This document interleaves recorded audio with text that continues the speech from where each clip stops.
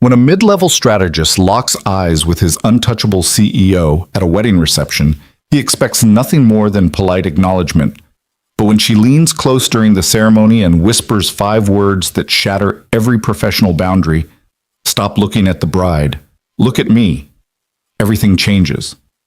What follows is a dangerous dance between desire and consequence, where choosing each other means risking everything they've built. If you want to know whether love can survive when the whole company is watching, stay until the end. Hit that like button and comment your city so I can see how far this story travels. The wedding invitation had arrived 3 weeks earlier, cream-colored cardstock with elegant script that Ethan Walker almost threw away without opening. He didn't recognize the names immediately. College acquaintances he'd lost touch with years ago, the kind of peripheral friendships that survived only through annual holiday cards and occasional social media likes. But loneliness has a way of making even distant connections feel worth pursuing, so he RSVP'd yes and immediately regretted it. Now, standing in the lobby of the Harborview Estate with Lake Michigan stretching gray and restless beyond floor-to-ceiling windows, Ethan questioned every decision that had brought him here.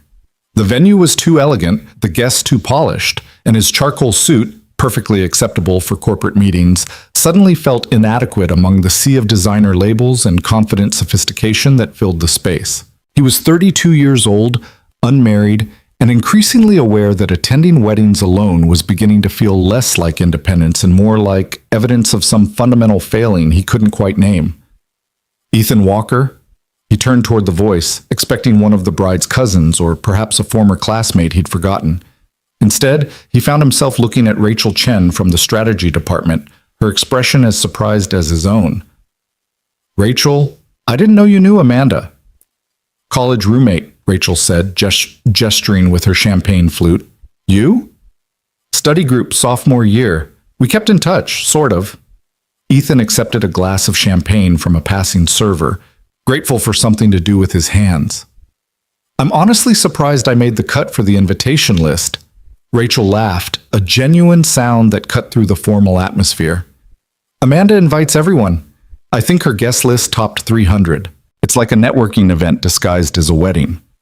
The observation was more accurate than Rachel probably intended. Ethan scanned the crowd, recognizing faces from various professional contexts, former colleagues, industry contacts, even a few executives from competing firms. The wedding wasn't just a celebration. It was a carefully orchestrated social occasion where business cards were exchanged between toasts and career opportunities were whispered during cocktail hour. "Is anyone from Reynolds Tech here?" Ethan asked, naming their employer more out of conversational necessity than genuine curiosity. Reynolds Tech was a mid-sized technology company that had grown aggressively over the past 5 years, expanding from a scrappy startup into a legitimate industry player. Ethan worked in strategic planning, a role that sounded more impressive than it felt. He spent most of his time creating presentations that synthesized market research into actionable recommendations that senior leadership either implemented or ignored depending on quarterly revenue projections. Rachel's expression shifted slightly, a subtle change that Ethan couldn't quite interpret.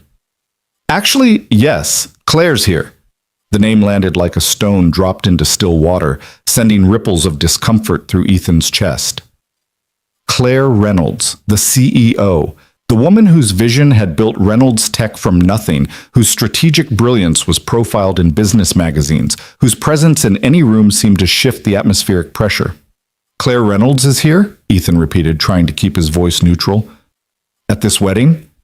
"Apparently Amanda's husband-to-be works with Claire's younger brother," Rachel explained. "Small world, right? I saw her earlier over by the terrace. She's wearing this incredible navy dress, very un-CEO-like. I almost didn't recognize her without the power suit." Ethan felt something uncomfortable twist in his stomach. In 3 years of working at Reynolds Tech, he'd been in the same room as Claire Reynolds perhaps a dozen times. Quarterly all-hands meetings, major presentations, one memorable emergency strategy session when a competitor launched a product that threatened their market position. Each encounter had been brief, professional, and completely devoid of personal connection. Claire Reynolds existed in a different stratosphere. She was 41 years old, brilliant, famously private, and treated corporate hierarchy like an impenetrable fortress. Executives jockeyed for 5 minutes of her time. Mid-level strategists like Ethan were lucky to receive an acknowledging nod in the hallway. The idea of encountering her here, outside the careful structure of office dynamics, felt fundamentally wrong. "I should probably say hello," Ethan heard himself say, though he had no intention of doing so. "Good luck," Rachel said, her tone suggesting she understood the absurdity of the statement. She's been pretty much keeping to herself. Very polite, very distant. Classic Claire Reynolds. The ceremony was scheduled to begin in 20 minutes. Guests were already drifting toward the main ballroom, following discreet signs and the gentle guidance of wedding coordinators in matching black dresses. Ethan decided to find his assigned seat early, avoid awkward small talk, and position himself somewhere Claire Reynolds was unlikely to notice him. The universe apparently had other plans. The seating chart was displayed on an enormous board near the ballroom entrance, table assignments written in flowing calligraphy. Ethan found his name quickly, table 12, somewhere in the middle distance, neither too close to the head table nor relegated to the social periphery. He was scanning for familiar names among his table mates when he saw it. Claire Reynolds, table 12. For a moment, Ethan considered the possibility that there were two Claire Reynolds attending this wedding. Perhaps the name was more common than he realized. Perhaps, "This is going to be interesting." The voice was familiar from conference calls and presentation feedback sessions, but hearing it this close, without the buffer of professional context, sent a jolt of pure adrenaline through Ethan's system. He turned and found Claire Reynolds standing beside him, close enough that he could see the faint lines around her eyes that suggested someone who smiled more than her corporate persona revealed, the subtle imperfection in her posture that made her seem suddenly impossibly human. She was shorter than he expected, 5'6" at most, though she carried herself with a presence that made height irrelevant. Rachel had been right about the dress. It was navy blue, elegantly simple, completely unlike the severe business attire Ethan associated with her office appearances. Her dark hair, usually pulled back in a severe bun, fell loose past her shoulders. Without the armor of executive presentation, she looked younger, softer, more accessible, and absolutely terrifying. "Ms. Reynolds," Ethan managed, his voice steady despite the chaos in his chest. "I didn't expect—" "Neither did I," Claire interrupted, her tone carrying a hint of dry amusement. "And please, we're at a wedding. Claire is fine." The permission felt significant, like a door opening slightly in a previously locked room. Ethan nodded, trying to recalibrate every assumption he'd made about this encounter. "Ethan Walker," he said, though she clearly already knew. "Strategic planning." "I know who you are, Ethan." Claire's gaze was direct, unflinching. "You wrote the market positioning analysis for our Q3 expansion. Solid work. Clear thinking, minimal corporate jargon. I appreciate that." The compliment was delivered with such casual precision that Ethan almost missed its significance. Claire Reynolds had read his work, had remembered it, had formed an opinion strong enough to mention it at a wedding reception while they stood awkwardly before a seating chart. "Thank you," Ethan said, forcing himself to maintain eye contact. "That means a lot." "Don't let it go to your head," Claire replied, but there was a slight smile at the corner of her mouth, barely perceptible. "I've also read 17 other reports this quarter. You just happened to make the short list of material I didn't want to throw across the room." It was a joke. Claire Reynolds was making a joke. With him. At a wedding. Ethan felt something shift, not dramatically, but enough to notice. The woman standing beside him wasn't the untouchable CEO who commanded boardrooms and reshaped markets. She was someone wearing a dress she probably didn't wear often, attending a wedding for someone's brother, looking at a seating chart with the same mild resignation he felt. "Looks like we're table mates," Ethan observed, stating the obvious because he couldn't think of anything better to say. "Fate or random assignment," Claire said. "Either way, we should probably claim our seats before someone decides we're not actually supposed to be at table 12 and reassigns us to opposite corners of the room." They walked together toward the ballroom, not quite side by side, but close enough that Ethan was acutely aware of her presence. Other guests noticed. He saw heads turn, expressions shift, as people recognized Claire Reynolds moving through the crowd without her usual entourage of assistants and executives. Some looked curious, others looked calculating, already wondering what connection might be leveraged, what advantage might be gained from a casual conversation at a wedding reception. Claire seemed entirely unbothered by the attention, her expression pleasant but distant, the same measured demeanor she maintained during shareholder presentations. Table 12 was positioned with clear sightlines to the ceremony area, but far enough from the head table to avoid any obligations for interaction with the wedding party. It was a perfect placement for people who wanted to attend without being central to the celebration, polite observers rather than active participants. 6 other guests were already seated when Ethan and Claire arrived. Introductions were made with varying degrees of enthusiasm. A couple from Amanda's law firm, an elderly aunt who seemed confused about whose wedding this was, a young woman who worked in marketing and couldn't stop staring at Claire with barely concealed star-struck fascination. Ethan found himself seated directly beside Claire, their chairs close enough that he could detect the subtle scent of her perfume, something expensive and understated, not the aggressive designer fragrances that dominated corporate elevators. "So," said Derek, the lawyer from Amanda's firm, leaning forward with the aggressive friendliness of someone determined to network at every opportunity. "What do you all do besides attend weddings on beautiful Saturday afternoons?" The question was directed generally, but Derek's gaze lingered on Claire with unmistakable recognition. He knew exactly who she was. "I'm in technology," Claire said smoothly, offering nothing more. "Strategic leadership." It was technically accurate and completely unhelpful, a masterclass in providing information while revealing nothing. Ethan watched Derek's expression shift as he decided whether to push for details or accept the subtle boundary Claire had established. "Technology's such a broad field," Derek's wife, Jennifer, chimed in. "Software, hardware, consulting?" "A bit of everything," Claire replied, reaching for her water glass. "It keeps things interesting." Ethan felt an unexpected surge of admiration. Claire was being deliberately vague, not out of rudeness, but from what seemed like a genuine desire to avoid turning a wedding reception into a business development opportunity.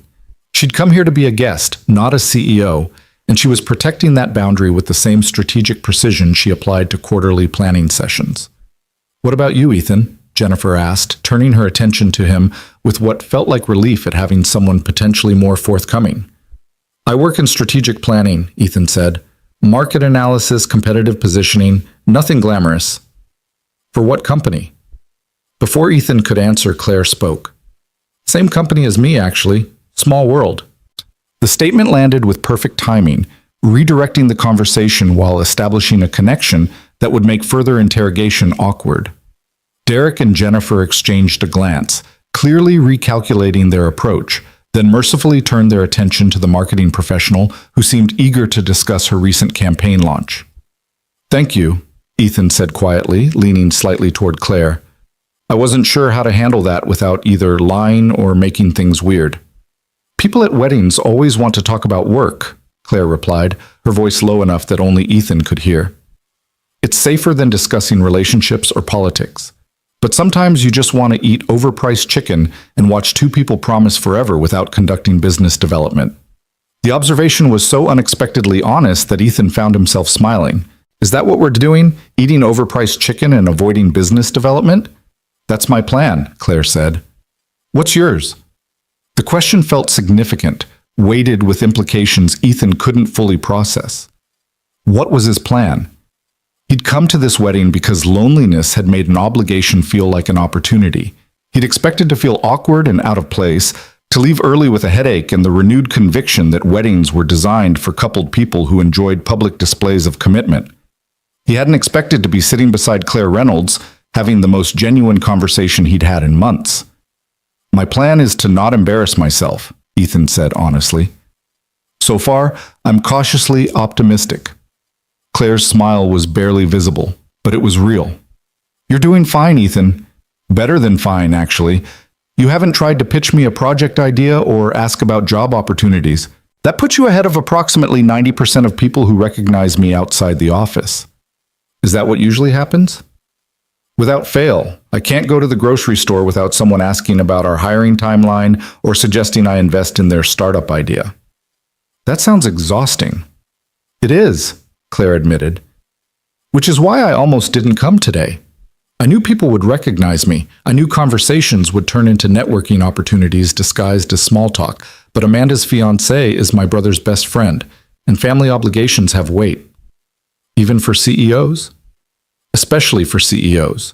We're not allowed to be selfish with our time, apparently. The ceremony began before Ethan could respond.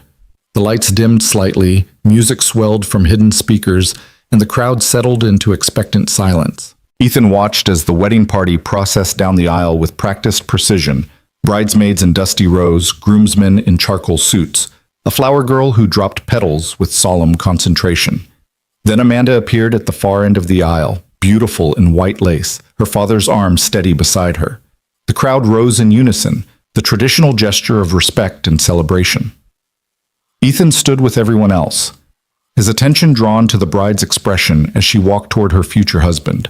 There was something powerful about watching someone choose, publicly and irrevocably, to bind their life to another person. It was terrifying and brave and completely inexplicable to Ethan's analytical mind. How did anyone become that certain? That willing to risk everything on the belief that love would be enough? He was so focused on Amanda's steady progression that he didn't notice Claire's movement until her hand brushed his arm, light and deliberate. He turned slightly, expecting her to need something, more space, a different angle to see the ceremony. Instead, Claire leaned close, her mouth near his ear, her voice quiet but absolutely clear. "Stop looking at the bride. Look at me." The words hit like a physical force. Ethan's breath caught, his entire body suddenly hyper-aware of Claire's proximity, the warmth of her breath against his skin, the deliberate intimacy of the moment. He turned his head slowly, carefully, until he was facing Claire instead of the ceremony. Her expression was composed, but her eyes held something Ethan couldn't quite name: intensity, vulnerability, a question she wasn't asking aloud. The rest of the ballroom faded. The music, the bride, the assembled guests, all of it became background noise against the singular focus of Claire Reynolds looking at him with an expression that shattered every professional boundary they'd maintained. "Why?" Ethan whispered, the word barely audible. Claire didn't answer immediately. She held his gaze, unflinching, as though the question required consideration rather than automatic response. Finally, she spoke. "Because I wanted you to." It wasn't an explanation. It was something more dangerous, an acknowledgement that what was happening between them transcended coincidence and polite conversation. Claire Reynolds, untouchable CEO, had just made a choice, and that choice involved Ethan. The ceremony continued around them. The officiant spoke about love and commitment and the courage required to choose another person. But Ethan heard none of it. He was entirely focused on the woman beside him, on the way her expression had shifted from careful control to something raw and unguarded. When the ceremony concluded and the couple kissed to thunderous applause, Ethan and Claire were still looking at each other. "We should probably sit down," Claire said eventually, her voice steady despite the chaos Ethan felt certain was mirroring his own. "Probably," Ethan agreed. But neither of them moved.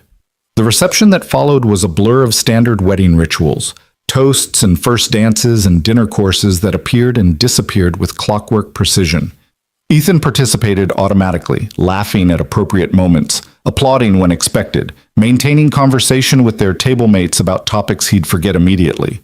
But his attention never fully left Claire. They didn't speak much during dinner, didn't acknowledge what had happened during the ceremony. To any observer, they were simply colleagues seated beside each other by random assignment, politely coexisting through a social obligation. But there was an awareness now, a charged space between them that Ethan felt with every breath. Claire was careful with her wine, taking small sips but never finishing her glass. She answered questions directed at her with practiced deflection, sharing just enough to be polite without revealing anything meaningful. She was performing, Ethan realized, executing the social requirements of wedding attendance while keeping herself completely protected. Except when she looked at him. Those moments were different, brief, intense, completely unguarded. Claire would glance sideways, catch his eye, and for 2 seconds the performance would drop.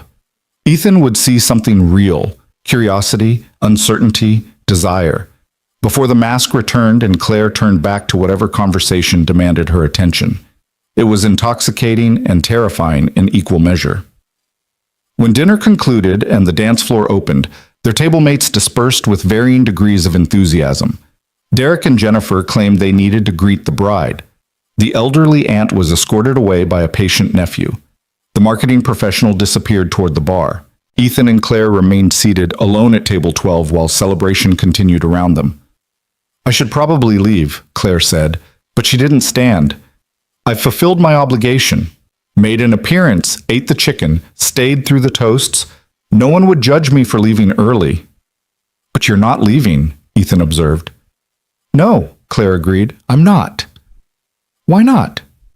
Claire was quiet for a long moment, her fingers tracing the stem of her wine glass with unconscious precision. When she finally spoke, her voice was softer than Ethan had ever heard it. "Because I don't want to. Because sitting here with you feels more real than anything I've done in months. Because pretending I don't notice you is exhausting, and I'm tired of pretending." The confession was delivered without drama, stated like a simple fact that required acknowledgement rather than discussion. Ethan felt his heart hammering against his ribs. "You've noticed me?" "For 6 months," Claire said. "Since that emergency strategy meeting about the Vertex product launch. You were the only person in the room who admitted we didn't have enough data to make a confident recommendation. Everyone else was performing certainty they didn't feel, but you just told the truth. Even though it made you vulnerable, even though it would have been easier to pretend." Ethan remembered that meeting, remembered the sick feeling of speaking up when everyone else seemed confident, remembered Claire's sharp gaze landing on him, her expression unreadable. He'd thought she was judging him. Apparently she'd been noticing him. "I thought you were angry," Ethan admitted. "I was impressed," Claire corrected. "Honesty is rare, especially from people who have something to lose." "What am I supposed to do with that information?" Claire finally looked at him fully. No performance, no careful control. Just a woman looking at a man with an expression that held both invitation and warning. "That depends on what you want, Ethan." The question hung between them, impossible to ignore. What did he want? Safety? To stand up, thank Claire for the conversation, and return to their normal dynamic of CEO and mid-level strategist? To pretend this wedding had been nothing more than a coincidence that would fade into anecdote? Or did he want something reckless and dangerous? To acknowledge this pull between them, to explore what it might mean, to risk everything for the possibility of something real? "I want to not forget this," Ethan said finally. "Whatever this is, I don't want to pretend it didn't happen." Claire's expression shifted, relief perhaps, or recognition. "Then we have a problem, because forgetting would be safer, for both of us." "I know. There's a power imbalance. My position, your position. It creates complications that could damage both our careers." "I know," Ethan repeated. "People would assume things, make judgments, reduce whatever this is to something calculating or inappropriate." "I know." Claire leaned back in her chair, her composure returning like armor sliding back into place, but her eyes remained soft, uncertain in a way Ethan suspected few people ever witnessed. "So what do we do?" she asked. Ethan stood, offering his hand with a formality that felt absurdly inadequate for the moment. "We start with a dance, and then we figure out the rest." Claire looked at his outstretched hand for a long moment, weighing consequences Ethan couldn't fully imagine. Then she placed her hand in his, her grip steady and sure, and let him help her stand. The dance floor was crowded with couples moving to a slow song Ethan didn't recognize. He led Claire to a space near the edge, away from the center spotlight, and pulled her into a standard ballroom hold that felt simultaneously too formal and too intimate. "I'm not a great dancer," Ethan warned. "I'm willing to risk it," Claire replied. They moved together, awkward at first, finding a rhythm that worked despite Ethan's limited skills. Claire was light in his arms, responsive to his lead even when he stumbled. Up close, Ethan could see details he'd never noticed before: the faint scar near her left temple, the constellation of freckles across her collarbone, the way she bit her lower lip when concentrating. "This is a terrible idea," Claire said quietly, the words vibrating against Ethan's chest. "Probably," Ethan agreed. "We should stop, before this becomes something we can't walk away from." "We should." Neither of them moved to separate. The song ended, replaced by something faster and more upbeat that sent couples spinning with renewed energy. Ethan and Claire stood still, hands still connected, the space between them charged with everything they weren't saying. "Come outside with me," Claire said.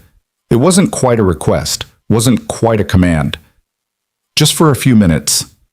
I need air." They left through a side door that opened onto a stone terrace overlooking the lake. The temperature had dropped with sunset, cold October wind cutting through Ethan's suit jacket. Claire wrapped her arms around herself, shivering slightly, but didn't suggest going back inside. They were alone out here. The terrace was empty, illuminated only by landscape lights that cast long shadows across weathered stone. Beyond the low wall, Lake Michigan stretched dark and infinite toward an invisible horizon. "I almost didn't come today," Claire said, her voice carrying over the wind. "I had a perfectly good excuse. Board presentation to prepare, quarterly reviews to complete. But my brother guilted me into it, said I needed to do something normal for once. Stop being the CEO and just be a person." "Are you? A person, I mean. Or are you always the CEO?" Claire's laugh was hollow. "I don't know anymore. The role consumes everything if you let it. Work becomes identity. Strategy becomes personality. And before you realize it, you've forgotten how to exist without the performance." "Is this a performance?" Ethan asked, gesturing between them. "Right now?" "No," Claire said immediately. "This is the least performative I've been in years, which is why it's so dangerous." Ethan moved closer, drawn by a gravity he couldn't resist. "Why is it dangerous to be real?" "Because real means vulnerable, and vulnerability means risk. And risk means—" Claire trailed off, shaking her head. "I'm not explaining this well." "You're explaining it perfectly." Claire turned to face him fully, her back against the terrace wall, her expression open in a way that made Ethan's chest ache. "I noticed you 6 months ago," she said, "and I've been noticing you ever since. Every presentation you give, every email you send, every time you walk past my office, I notice. And it's been getting harder to pretend I don't." "Why pretend at all?" "Because I'm the CEO, Ethan. Because anything between us would be scrutinized and judged. Because people would assume you're using me for advancement or I'm taking advantage of my position. Because the simplest explanation is usually the ugliest one, and we'd have to live with those assumptions every day." "What if I don't care about any of that?" Ethan asked. "Then you're not thinking clearly." "Maybe not," Ethan admitted, "but I'm also not willing to walk away just because something is complicated." Claire studied him with an intensity that felt like being seen for the first time. "What are you saying?" "I'm saying that whatever this is, attraction, connection, temporary insanity, I want to explore it. Carefully. Honestly. Without pretending it's nothing just because acknowledging it is risky. That's remarkably clear thinking for someone who claims to not be thinking clearly. I have my moments." Claire was quiet for a long time, the wind pulling strands of dark hair across her face. She looked younger out here, away from boardrooms and quarterly presentations, not diminished, just human. "If we do this," she said finally, "it has to be separate from work. Completely separate. No special treatment, no favoritism, no appearance of impropriety." "Agreed. And if it becomes complicated, if the risk outweighs the possibility, we end it, cleanly, no drama, no resentment." "Okay. I'm serious, Ethan. I won't let this destroy what I've built, not for anyone." "I'm not asking you to." Claire searched his face, looking for something she apparently found. Then we moved forward, carefully. It wasn't a declaration of love. It wasn't even a promise. It was simply an acknowledgement that they were choosing to see what happened next, despite every logical reason to walk away. Ethan reached for Claire's hand, threading his fingers through hers with a tenderness that felt disproportionate to their brief acquaintance. She didn't pull away. "I don't know what I'm doing," Ethan admitted. "Neither do I," Claire said, "but I'm tired of pretending I don't want to find out." They stood together on the terrace while the wedding continued inside. Two people beginning something that felt both inevitable and impossible. The wind shifted, carrying music and laughter from the reception, reminding them that the world continued despite their private revolution. Eventually, they would have to return inside, face their table mates, maintain professional distance, pretend nothing significant had happened. But for now, they stayed outside in the cold, hands joined, looking out at the dark water and the unknown future spreading before them like an unwritten story. Inside, the bride and groom cut their cake to enthusiastic applause. Someone made a toast about forever. The DJ announced the last dance. But Ethan and Claire remained on the terrace, choosing each other over safety, beginning something they both knew would change everything. The Monday morning after the wedding arrived with the inevitability of consequence. Ethan sat in his car in the Reynolds Tech parking garage for 7 full minutes before forcing himself to walk through the glass doors into the lobby. Everything looked exactly as it had the previous Friday. Same security desk, same polished floors, same corporate motivational posters about innovation and excellence. But Ethan felt fundamentally altered, like he'd returned from the wedding as a different person occupying the same life. He texted Claire once on Sunday evening, a simple message that had taken him 20 minutes to compose. "Thank you for Saturday. I meant everything I said." She'd responded 3 hours later with equal brevity. "So did I. See you Monday." Now Monday had arrived, and Ethan had no idea what seeing Claire would actually mean. The strategy department occupied the 3rd floor, an open-plan workspace designed to encourage collaboration, but mostly succeeding in destroying any illusion of privacy. Ethan's desk was positioned near the window, offering a view of the parking lot, and more importantly, a direct sightline to the elevator bank where senior executives arrived each morning. He booted up his computer and tried to focus on the quarterly competitive analysis due by end of week. The data was straightforward: market share projections, pricing strategies, feature comparisons, but his concentration kept fragmenting, his attention drawn repeatedly to the elevator doors. Claire arrived at 8:45, emerging from the executive elevator with her usual entourage of assistants and department heads. She wore a charcoal suit that erased any trace of the woman in the navy dress, her hair pulled back severely, her expression focused and impenetrable. She didn't glance toward the strategy department, didn't acknowledge Ethan's existence even peripherally. It was exactly what they'd agreed to. Complete separation between whatever was developing personally and their professional obligations. But watching Claire walk past without recognition felt like a small violence, a denial of Saturday night that made Ethan question whether any of it had actually happened. "You okay?" Rachel appeared beside his desk, holding 2 cups of coffee and wearing an expression of concerned curiosity. "You look like you saw a ghost." "Just tired," Ethan lied, accepting the coffee gratefully. "Wedding hangover. Please tell me you got drunk and embarrassed yourself so I have something to look forward to hearing about." "Sorry to disappoint, I was remarkably well behaved." Rachel settled into the chair beside his desk, clearly in no hurry to return to her own work. "I saw you talking with Claire Reynolds. That must have been surreal. What's she like outside the office?" The question was innocent, casual workplace gossip with no awareness of the minefield it represented. Ethan took a careful sip of coffee, buying himself time to formulate a response that was honest without being revealing.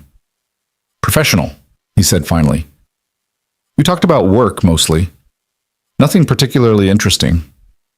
"That's disappointing. I was hoping she'd have some secret personality we never see, like maybe she's secretly hilarious or collects vintage comic books or something." "If she does, she didn't share it with me." Rachel studied him for a moment, her expression shifting from curiosity to something sharper. "You're being weird. You're never this evasive about anything." "I'm not being evasive, I just don't have anything interesting to report." "Right." Rachel clearly didn't believe him, but she was kind enough not to push. "Well, if you need to talk about whatever's making you weird, I'm available. Just say the word." She left with a backward glance that suggested the conversation was far from over. Ethan returned his attention to his computer screen, but the numbers and projections felt meaningless against the larger question consuming his thoughts. What happened now? The answer came 3 hours later in the form of an email from Claire's executive assistant. "Ms. Reynolds requests your presence at a 2 p.m. meeting to discuss Q4 strategic initiatives, Conference Room B. Please bring your competitive analysis materials." It was a perfectly professional request. Nothing unusual about a CEO wanting to review strategic planning with a mid-level analyst. Except Ethan's competitive analysis wasn't due until Friday, and Claire had 17 other people she could have requested for this review. He spent the intervening hours in a state of controlled anxiety, rehearsing professional talking points while his mind raced through every possible scenario. Maybe this was Claire's way of establishing normalcy. Maybe she'd realized Saturday was a mistake and wanted to reset boundaries. Maybe... At 1:55, Ethan gathered his materials and walked toward conference room B with a deliberate calm he absolutely didn't feel. The conference room was smaller than the main boardroom, designed for intimate strategy sessions rather than large presentations.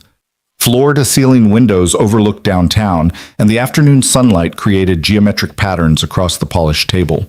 Claire was already there, standing by the window with her back to the door, her posture rigid with tension that matched Ethan's own.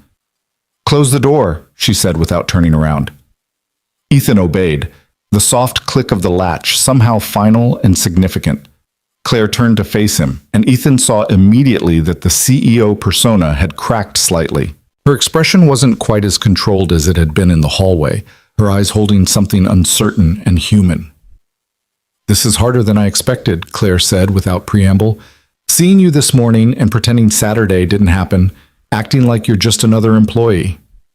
"I know," Ethan replied. "I felt it too.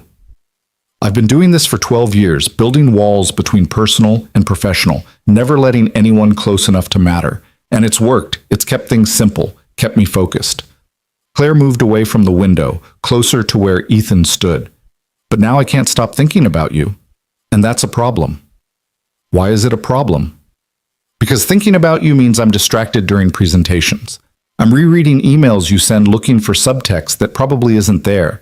I'm scheduling unnecessary meetings just to have an excuse to see you. And that's not who I am. That's not how I operate." Ethan set his materials down on the conference table, buying himself a moment to process. "So what do you want to do about it?" "I don't know," Claire admitted, and the honesty in her voice was almost painful. "Part of me wants to end this before it becomes more complicated. Tell you Saturday was a moment of weakness we both need to forget. Return to our professional relationship and pretend none of this happened." "And the other part?" Claire closed the remaining distance between them, standing close enough that Ethan could see the fine lines around her eyes, the slight imperfection in her lipstick application, all the small details that made her real rather than iconic. "The other part wants to see where this goes," she said quietly. "Wants to risk the complications because the alternative, pretending I don't feel this, seems worse than any professional consequence." "Then let's see where it goes." "It's not that simple, Ethan. There are rules. HR policies about relationships between executives and subordinates. Disclosure requirements. Mandatory reassignments if the relationship creates conflicts of interest. So we follow the rules. And if the rules require one of us to leave the company?" The question hung heavy between them. Ethan hadn't considered that possibility, that choosing Claire might mean choosing to abandon the career he'd been building, the stability he'd fought for. "We'll deal with that if it happens," Ethan said, with more confidence than he felt. "But right now I'm more concerned about what we're doing than what might happen later." Claire's expression softened. "So you make it sound simple." "Maybe it is simple. We like each other. We want to explore that. Everything else is just logistics. Logistics that could destroy both our careers? Or logistics we navigate carefully because what we're building is worth the effort." Claire reached out, her hand finding Ethan's with a tentative touch that felt almost shy. "I haven't done this in a long time. Dating, I mean. Being vulnerable with someone. It's terrifying." "You don't have to be terrifying CEO right now," Ethan said. "You can just be Claire. The woman who whispered something dangerous during a wedding ceremony and changed everything." A ghost of a smile crossed Claire's face. That was reckless. That was brave. Or stupid. Sometimes those are the same thing. Claire's phone buzzed on the conference table, a reminder that the world beyond this room continued regardless of their private conversation. She glanced at the screen, her expression shifting back toward professional control. "I have a board call in 10 minutes, she said. "And you probably have actual work that doesn't involve standing in a conference room having an existential crisis with your CEO." "This feels like important work," Ethan countered. "It does," Claire agreed. "But we still need to figure out how to do this without destroying everything else." "Dinner," Ethan said suddenly. "Let me take you to dinner. Somewhere away from the office, away from anyone who might recognize us. Just two people getting to know each other." Claire considered the proposal, weighing risks Ethan could only imagine. Finally, she nodded. Thursday night. I'll text you an address. Somewhere quiet. Thursday, Ethan confirmed. Claire picked up her phone, her professional armor sliding back into place with practiced ease. But before she left, she paused at the door and looked back at him with an expression that held both promise and warning. This changes everything, Ethan. You understand that, right? I do. And you're still willing? I am. Claire nodded once, then left the conference room with the same purposeful stride she'd used entering the building that morning. To anyone watching, it was just another executive departing another meeting. Nothing remarkable, nothing worth noticing. But Ethan stood alone in conference room B, feeling like the ground beneath him had fundamentally shifted, like he'd just committed to something that would either be the best decision of his life or the most catastrophic mistake. The rest of the week passed in a strange duality. Professionally, nothing changed. Ethan completed his competitive analysis, attended his scheduled meetings, collaborated with colleagues on routine projects. But underneath the normal rhythms of work, he was acutely aware of Claire's presence in the building, her schedule, her movements, the moments when they passed in hallways and maintained perfect professional distance while everything inside Ethan screamed recognition. They didn't speak directly until Wednesday afternoon, when Claire sent an email to the entire strategy department requesting updated market projections for an investor presentation. Buried in the third paragraph was a single sentence that appeared completely innocuous to anyone else. Ethan, please include your restaurant analysis in the competitive landscape section. Ethan had never written a restaurant analysis. The sentence was meant only for him, a confirmation that Thursday's dinner was still happening. He replied to the department-wide email with his own coded message. We'll include comprehensive restaurant analysis as requested. Looking forward to the presentation. It was absurd and juvenile and absolutely necessary. They were like teenagers passing notes in class, finding ways to communicate while maintaining the appearance of complete professionalism. Rachel noticed something was different. She didn't ask directly, but her glances became more frequent, her questions more pointed. On Wednesday afternoon, she cornered Ethan by the coffee machine with an expression that suggested she'd connected dots he'd hoped remained separate. You're seeing someone, Rachel said flatly. Don't deny it. You've got that look. What look? The look people get when they're thinking about someone they shouldn't be thinking about. Distracted but happy. Anxious but excited. Rachel leaned closer, lowering her voice. Is it someone from work? I'm not discussing my personal life, Ethan said, trying for firm boundaries and probably failing. That's a yes. Oh my God, Ethan, that's so unlike you. You're the most risk-averse person I know. Maybe I'm tired of being risk-averse. Rachel studied him with a mixture of concern and fascination. Just be careful, okay? Office relationships get messy, especially if there's any kind of power imbalance. The observation was too close to reality. Ethan forced himself to meet Rachel's gaze with false confidence. I know what I'm doing. I hope so, Rachel said, but her expression suggested she had serious doubts. Thursday arrived with agonizing slowness. Ethan left work at his normal time, drove home to his apartment, and spent 40 minutes deciding what to wear for a dinner that was simultaneously a first date and potentially the beginning of something that could reshape his entire life. He settled on dark jeans and a button-down shirt, casual enough to not seem like he was trying too hard, but polished enough to show effort. Then he sat on his couch and stared at his phone, waiting for Claire's text with the restaurant address. It arrived at 6:45. Lucia's 7:30, small Italian place on Randolph. Private booths, see you there. Ethan arrived 15 minutes early and waited in his car, watching the restaurant entrance with nervous energy that felt disproportionate to the situation.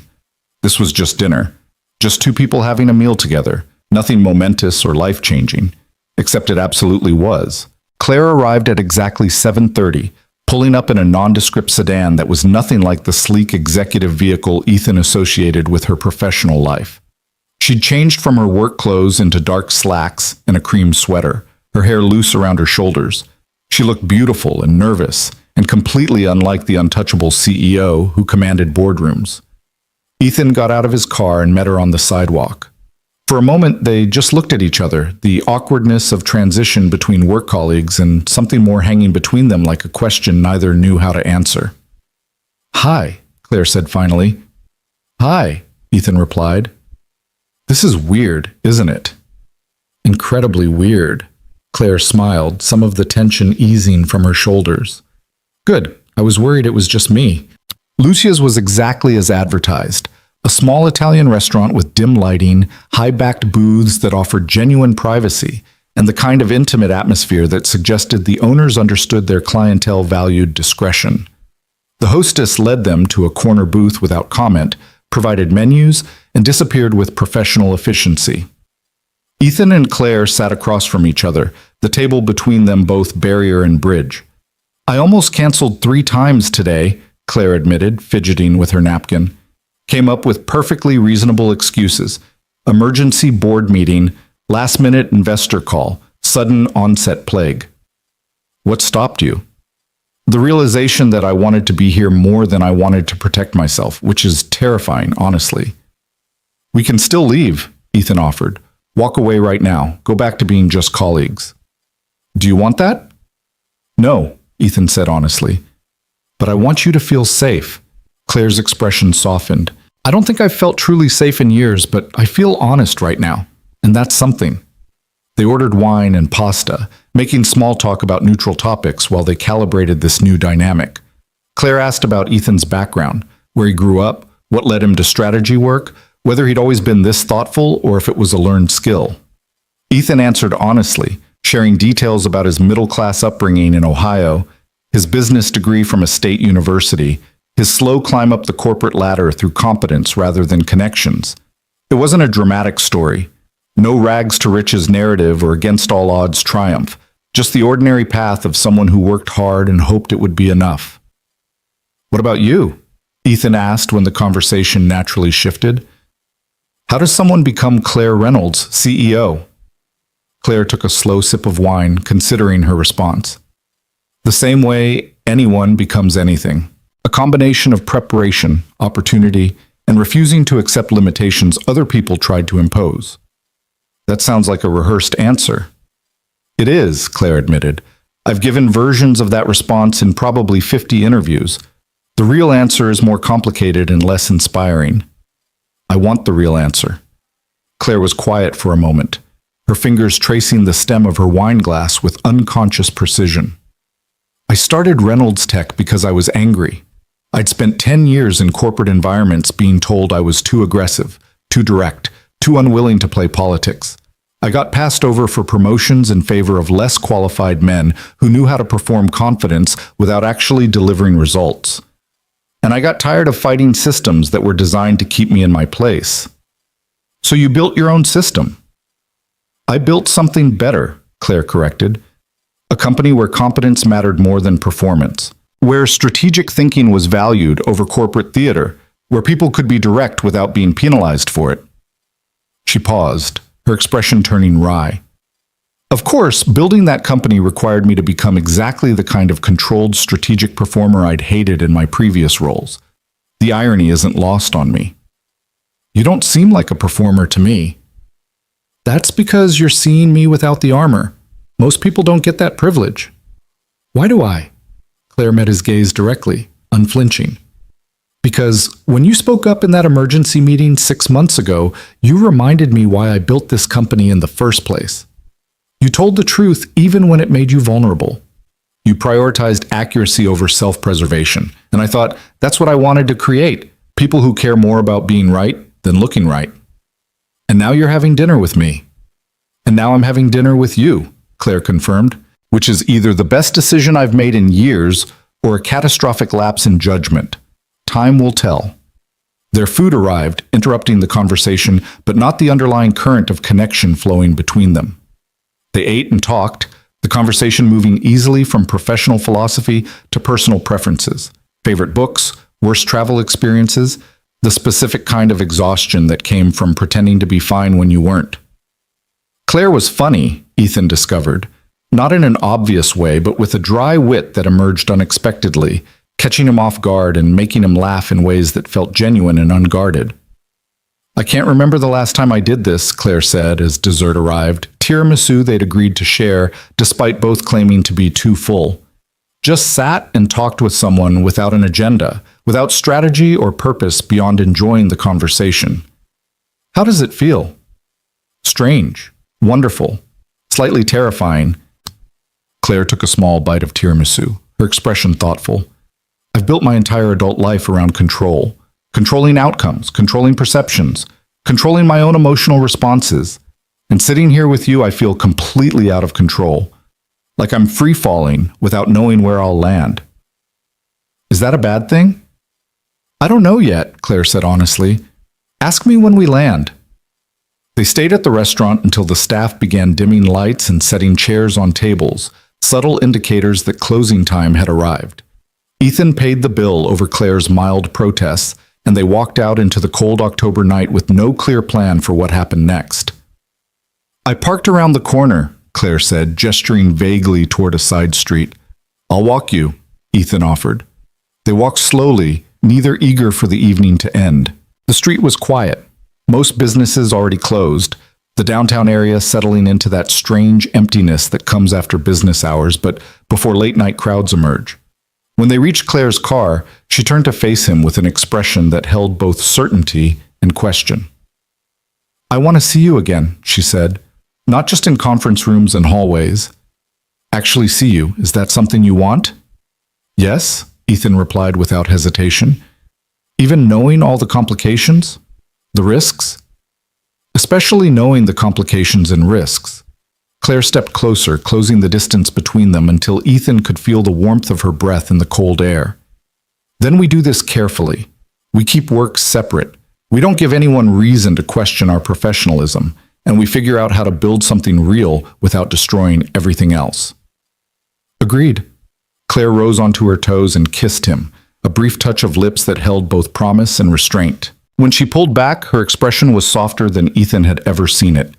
Thank you for tonight, she said quietly, for making me feel like a person instead of a position. You are a person, Claire. An extraordinary one. Keep saying things like that and I might start believing you. She got into her car with a final backward glance that held everything they weren't yet ready to say aloud. Ethan watched her drive away, then stood alone on the empty street, feeling like his entire life had just pivoted towards something uncertain and wonderful and terrifying. He drove home in a daze, replaying the evening, analyzing every word and gesture like a strategic analysis. By the time he reached his apartment, one thing had become absolutely clear. This was no longer about attraction or curiosity. This was about Claire Reynolds, brilliant, guarded, unexpectedly vulnerable Claire, and the possibility that choosing her might mean choosing to rebuild his entire life around something fragile and unprecedented and completely worth the risk. His phone buzzed as he unlocked his apartment door. A text from Claire. Made it home safely. Already looking forward to next time. Ethan smiled and typed his response. So am I. The next 3 weeks unfolded in a careful choreography of separation and connection that tested every assumption Ethan held about what relationships could look like. At work, he and Claire maintained perfect professional distance. She was still the untouchable CEO. He was still the mid-level strategist whose opinions mattered only within the narrow scope of his department. They passed each other in hallways without acknowledgement beyond polite nods. They attended the same meetings without sitting near each other or exchanging glances that might suggest familiarity beyond corporate hierarchy. But outside the office, they were building something that felt increasingly real and increasingly impossible to contain. They met for dinner twice more, always at quiet restaurants in neighborhoods where Reynolds Tech employees were unlikely to frequent. They discovered shared preferences, both hated pretentious wine culture, both loved old movies with terrible special effects, both found comfort in thunderstorms that other people dreaded. Claire talked about the loneliness of leadership, how success had created distance from everyone who might have been friends if circumstances were different. Ethan shared his own isolation, the way climbing corporate ladders meant leaving behind the people who'd known him before ambition became identity. On their fourth date, Claire invited him to her apartment, a carefully neutral suggestion delivered with the caveat that they could still leave if things felt wrong. The apartment was in a high-rise downtown, all clean lines and expensive furniture that looked rarely used, like a hotel suite occupied by someone who never quite settled in. Claire poured wine with shaking hands and admitted she couldn't remember the last time she'd invited someone into her personal space. They sat on her couch talking until 2 in the morning, the conversation moving from careful to confessional as the hours passed. Claire told him about her failed engagement 10 years earlier, how she'd chosen the company over a man who couldn't accept that her career would always demand equal priority. Ethan shared his own romantic failures, relationships that had dissolved under the weight of mutual indifference disguised as compatibility. When he finally kissed her properly, not the brief contact from their first date, but something deeper and more honest, Claire responded with an intensity that suggested she'd been holding back for weeks. They moved to her bedroom with the awkward navigation of people learning each other's rhythms, and what followed was tender and uncertain and absolutely right in ways that defied Ethan's ability to articulate. Afterward, lying in the darkness with Claire's head resting against his chest, Ethan felt the full weight of what they were attempting. This wasn't casual. This wasn't something that could be compartmentalized or controlled. This was real connection forming in the worst possible circumstances, and the collision between what they wanted and what they could safely sustain was inevitable. "We can't keep this secret forever," Claire said quietly, her voice carrying through the darkness. "Eventually someone will notice. Someone always notices." "I know," Ethan replied, his hand moving absently through her hair. "And when they notice, there will be consequences. HR investigations, forced reassignments, possibly one of us losing our job." "I know that too." Claire lifted her head to look at him, her expression serious despite the intimacy of their position. "Are you prepared for that? Really prepared? Because I need you to understand what you're risking." Ethan met her gaze without flinching. "I understand that being with you might cost me my career. I understand that people will make assumptions about why we're together. I understand all of it, and I'm still here." "Why?" The question was simple but carried enormous weight. Why was Ethan willing to risk everything for a relationship that was barely a month old, with a woman whose position made them fundamentally unequal in professional terms? "Because you make me feel seen," Ethan said finally. "Not as a role or a position, but as a person. Because when I'm with you, I remember why I wanted to do meaningful work in the first place, not to climb ladders or accumulate titles, but to be part of something real. And because pretending this doesn't matter seems like the worst kind of cowardice." Claire's eyes filled with tears. She quickly blinked away. "That's either the most romantic thing anyone's ever said to me or the most naive. Can it be both?" "I suppose it can." Claire settled back against him, her breathing evening out as exhaustion finally claimed her. "We'll figure it out, somehow. We have to." But figuring it out proved more complicated than either of them anticipated. The first crack appeared on a Tuesday morning in late November when Ethan arrived at work to find Rachel waiting by his desk with an expression that combined concern and barely contained excitement. "We need to talk," Rachel said without preamble. "Conference room. Now." Ethan followed her to an empty meeting space, his stomach already churning with the certainty that whatever Rachel wanted to discuss would be both unavoidable and uncomfortable. Rachel closed the door and turned to face him with her arms crossed. "You're sleeping with Claire Reynolds." It wasn't a question. It was a statement delivered with absolute confidence, and Ethan's immediate impulse to deny it died before reaching his lips. Rachel knew. Somehow, despite all their precautions, she knew. "How did you—" "I saw you," Rachel interrupted, "last Thursday night. I was having drinks with friends at that wine bar on State Street, and I saw you and Claire walking together. You were holding hands, Ethan, and the way you looked at each other—" She shook her head. "I've known you for 3 years. I've never seen you look at anyone like that." Ethan felt his carefully constructed separation between personal and professional collapse into rubble. "Rachel, I can explain. You don't need to explain. I'm not judging you. But you need to understand how dangerous this is. Claire Reynolds is the CEO. You're a mid-level employee. The power dynamics alone make this a massive HR violation. And if anyone else finds out before you've properly disclosed the relationship, you could both be fired." "We've been careful," Ethan said weakly. "Clearly not careful enough if I spotted you after one evening of drinks." Rachel's expression softened slightly. "Look, I'm not going to say anything. Your personal life is your business. But you need to get ahead of this. Talk to HR. Establish proper protocols. Because right now, you're both vulnerable in ways you probably haven't fully considered. She was right, and Ethan knew it. The careful compartmentalization he and Claire had maintained was an illusion, sustainable only until the first person noticed, and then impossible to defend.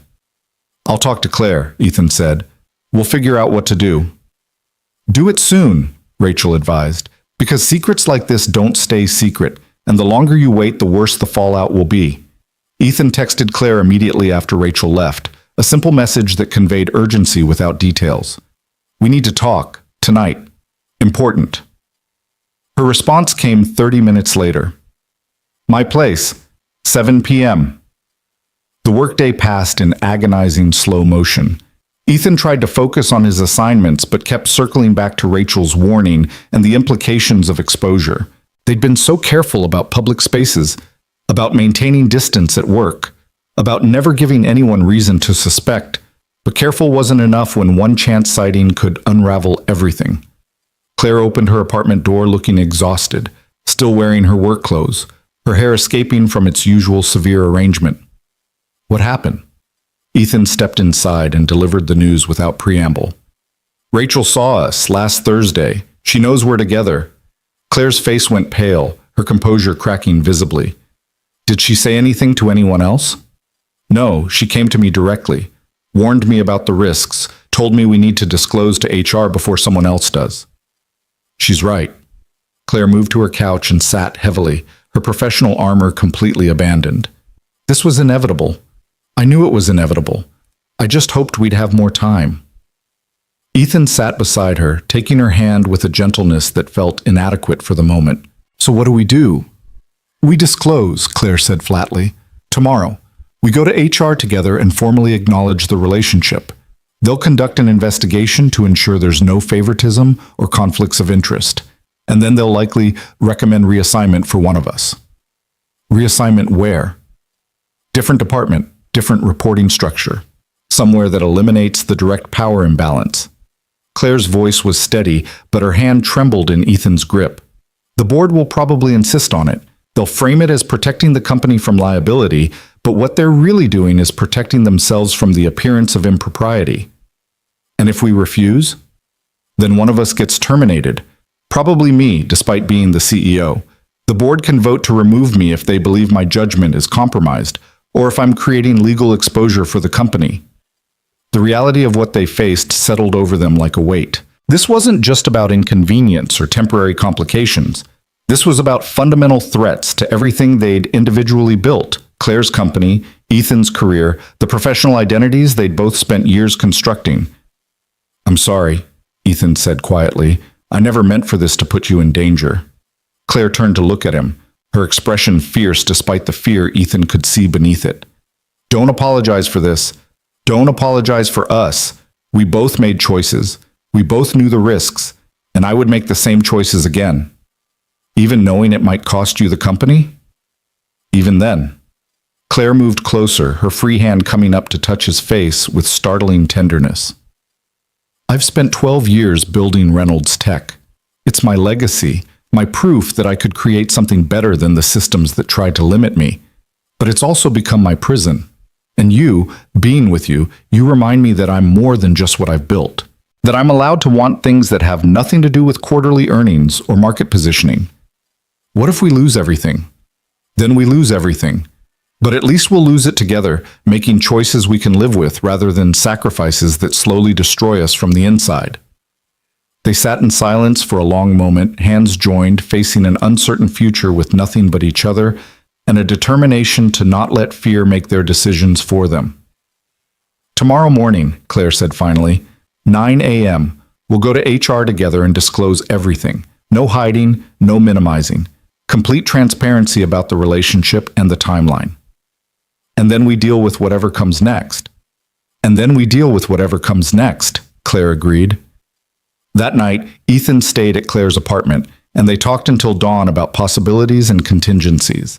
If Claire was forced out as CEO, she had enough savings to survive comfortably while deciding her next move. If Ethan was reassigned or terminated, his skills were transferable to other companies.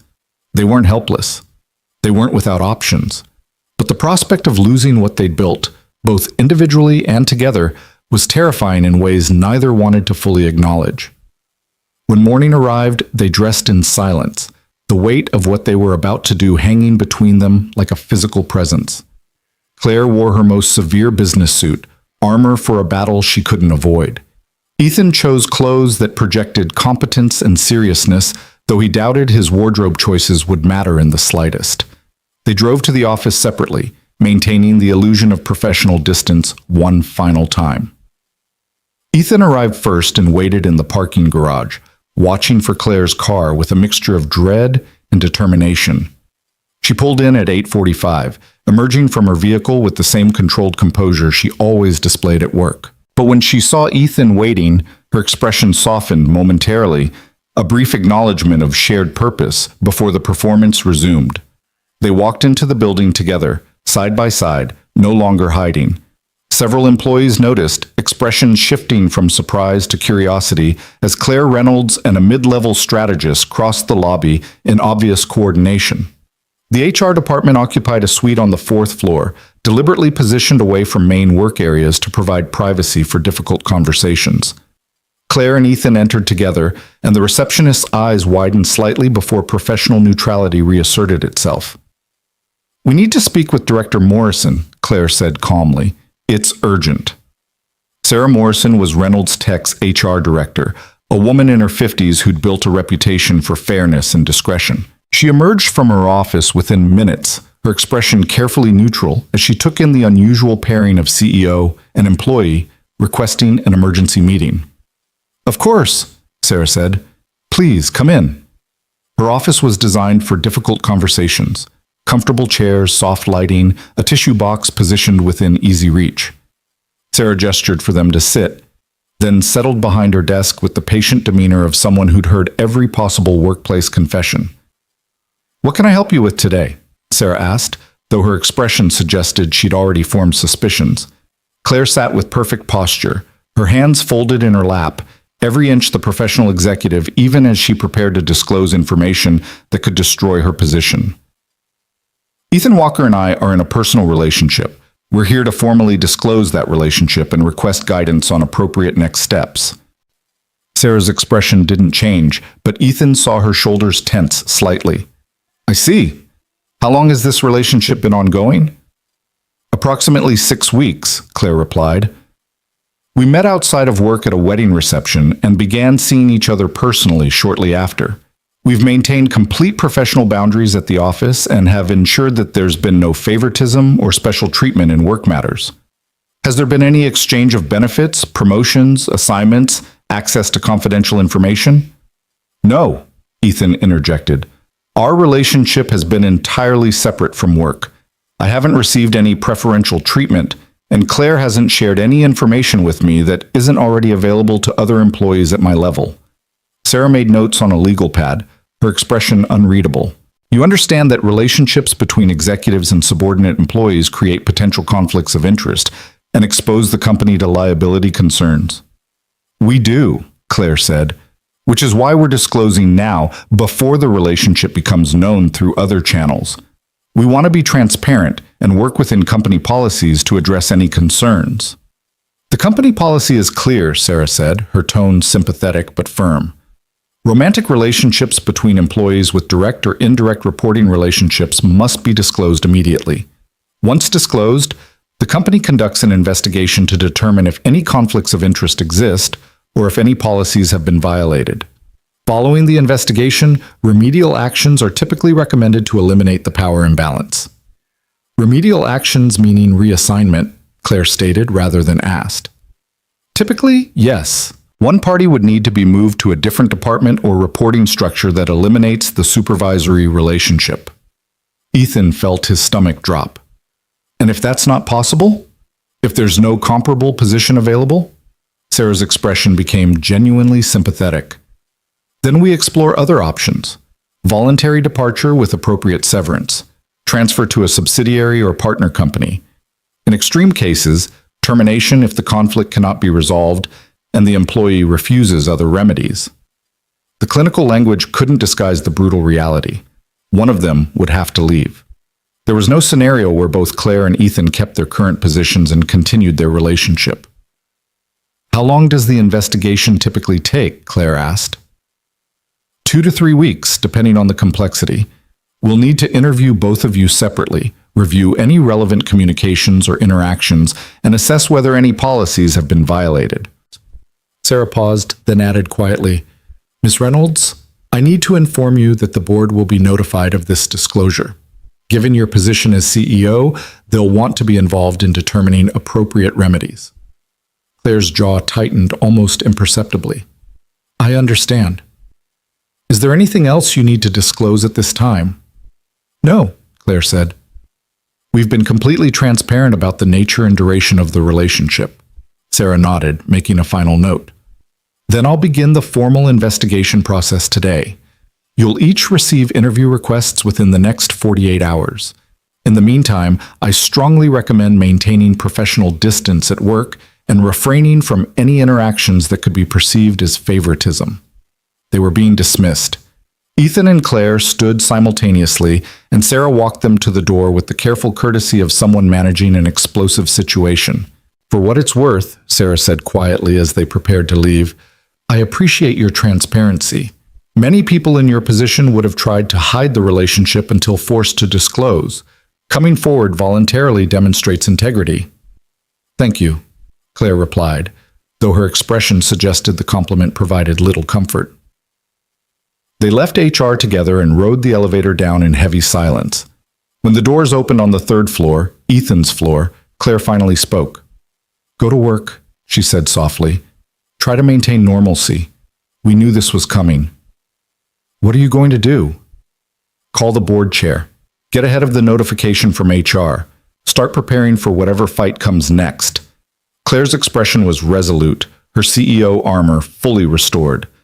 "This isn't over, Ethan. We disclose, we comply with the investigation, and we figure out how to survive whatever they decide." "Together?" "Together," Claire confirmed. Ethan stepped out of the elevator and the doors closed between them with a finality that felt symbolic. He walked to his desk in a daze, aware of curious glances from colleagues who'd noticed his arrival with Claire, who sensed something significant had occurred. Rachel appeared within minutes, her expression a mixture of relief and concern. "You talked to HR?" "This morning. They're starting an investigation." "Good. That's good. It's the right thing to do." Rachel lowered her voice. "How's Claire handling it?" "Like she handles everything, with perfect control and absolute determination." "And you?" Ethan sank into his desk chair, suddenly exhausted despite the early hour. "I'm terrified, and I have no idea what happens next. But I don't regret anything." "Even if you lose your job?" "Even then." Rachel studied him for a long moment, then smiled sadly. "You really love her, don't you?" The question caught Ethan off guard. Love? They'd been dating for 6 weeks. They barely knew each other's daily routines, favorite foods, childhood traumas. Love seemed like an enormous word for something so new and uncertain. But looking back at the elevator where Claire had disappeared, remembering her steady presence beside him in HR, her determination to fight for what they'd built together, Ethan realized the answer was simpler than the question suggested. "Yeah," he said quietly. "I think I do." The investigation began that afternoon with efficiency that suggested HR had been preparing for exactly this scenario. Ethan received his first interview request within 3 hours, a formal calendar invitation for Thursday morning with Sarah Morrison and a corporate attorney whose presence indicated the seriousness of the inquiry. The interview was clinical and thorough. Sarah asked about the timeline of the relationship, the nature of their interactions at work, whether Ethan had ever received special treatment or access to information he wouldn't otherwise have. The attorney took notes and occasionally interjected with clarifying questions designed to identify potential policy violations or legal exposure. Ethan answered honestly, walking them through the wedding reception, the dinner dates, the careful separation between personal and professional. He admitted the relationship was serious, that he cared deeply for Claire, that they discussed long-term possibilities despite knowing the complications. Has Ms. Reynolds ever used her position to benefit you professionally? The attorney asked. No, if anything, she's been more careful with me than with other employees. She avoids assigning me to projects she's directly involved with. She never shares confidential information. We've maintained complete separation. But you acknowledge the relationship creates an appearance of impropriety regardless of actual favoritism? Yes, Ethan admitted. I understand that perception matters as much as reality in these situations. The interview lasted 90 minutes and left Ethan feeling exposed and vulnerable in ways he hadn't anticipated. Every moment he'd shared with Claire was now subject to corporate scrutiny, reduced to potential policy violations and liability concerns. The love he'd acknowledged to Rachel was being examined like a business risk, quantified and assessed for its potential to damage the company. Claire's interview, he later learned, had been even more intensive. The board had sent 2 members to participate, concerned about the optics of their CEO engaging in a relationship with a subordinate. They'd pressed her on judgment on whether the relationship compromised her ability to lead effectively, on whether keeping it private for 6 weeks constituted a deception that undermined trust. They want me to end it, Claire told Ethan that evening when they met at her apartment, the first time they'd been alone since the HR disclosure. The board chair was very clear. They're concerned about the company's reputation, about potential lawsuits from other employees claiming favoritism, about my ability to maintain objectivity. What did you tell them? That my personal life is my own business as long as I don't violate company policy or compromise my professional responsibilities. That I disclose the relationship appropriately and have maintained proper boundaries. That they don't get to dictate who I care about just because it creates inconvenience for them. Ethan felt a surge of admiration for Claire's defiance, even as fear tightened his chest. And how did they respond? They reminded me that I serve at their pleasure, that if they lose confidence in my leadership, they can vote to remove me as CEO. Claire's voice was steady, but Ethan could see the strain in her expression. They're going to wait for the HR investigation results. If there's any evidence of impropriety, any suggestion that I've given you preferential treatment or violated policy, they'll use it as justification for my removal. And if the investigation finds nothing wrong, then they'll pressure me to choose the company or you. They won't say it explicitly, but the message will be clear. Having a relationship with an employee, even if technically permissible after reassignment, demonstrates poor judgment that undermines my credibility as CEO. Ethan moved to where Claire stood by the window, her silhouette dark against the city lights beyond. He wrapped his arms around her from behind, feeling the tension in her shoulders, the way she held herself rigid against vulnerability. I won't let you lose your company because of me, Ethan said quietly. If it comes down to choosing, I'll walk away, find another job, remove the conflict entirely. Claire turned in his arms, her expression fierce. And I won't let you sacrifice your career because the board is too concerned with optics to recognize that people are allowed to be complicated, that leaders are allowed to have personal lives, that caring about someone doesn't automatically compromise professional integrity. So what do?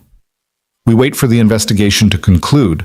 We hope it finds what we know to be true, that we've done nothing wrong except fall for each other. And if the board tries to force a choice anyway, we make them face the reality that their policies prioritize appearance over substance. It sounded brave and principled, but Ethan heard the uncertainty beneath Claire's determination. She was facing the possibility of losing everything she'd built, and no amount of righteous conviction could eliminate that fear. I love you, Ethan said, the words emerging with startling clarity. I know it's fast and probably naive and not strategic at all, but I love you. And whatever happens, I need you to know that. Claire's eyes filled with tears that she didn't bother hiding. I love you too, which is why this is so terrifying, because I finally found someone who makes me feel human again, and the cost of keeping you might be everything else I've built. Then we find a way to have both, or we build something new, but we do it together.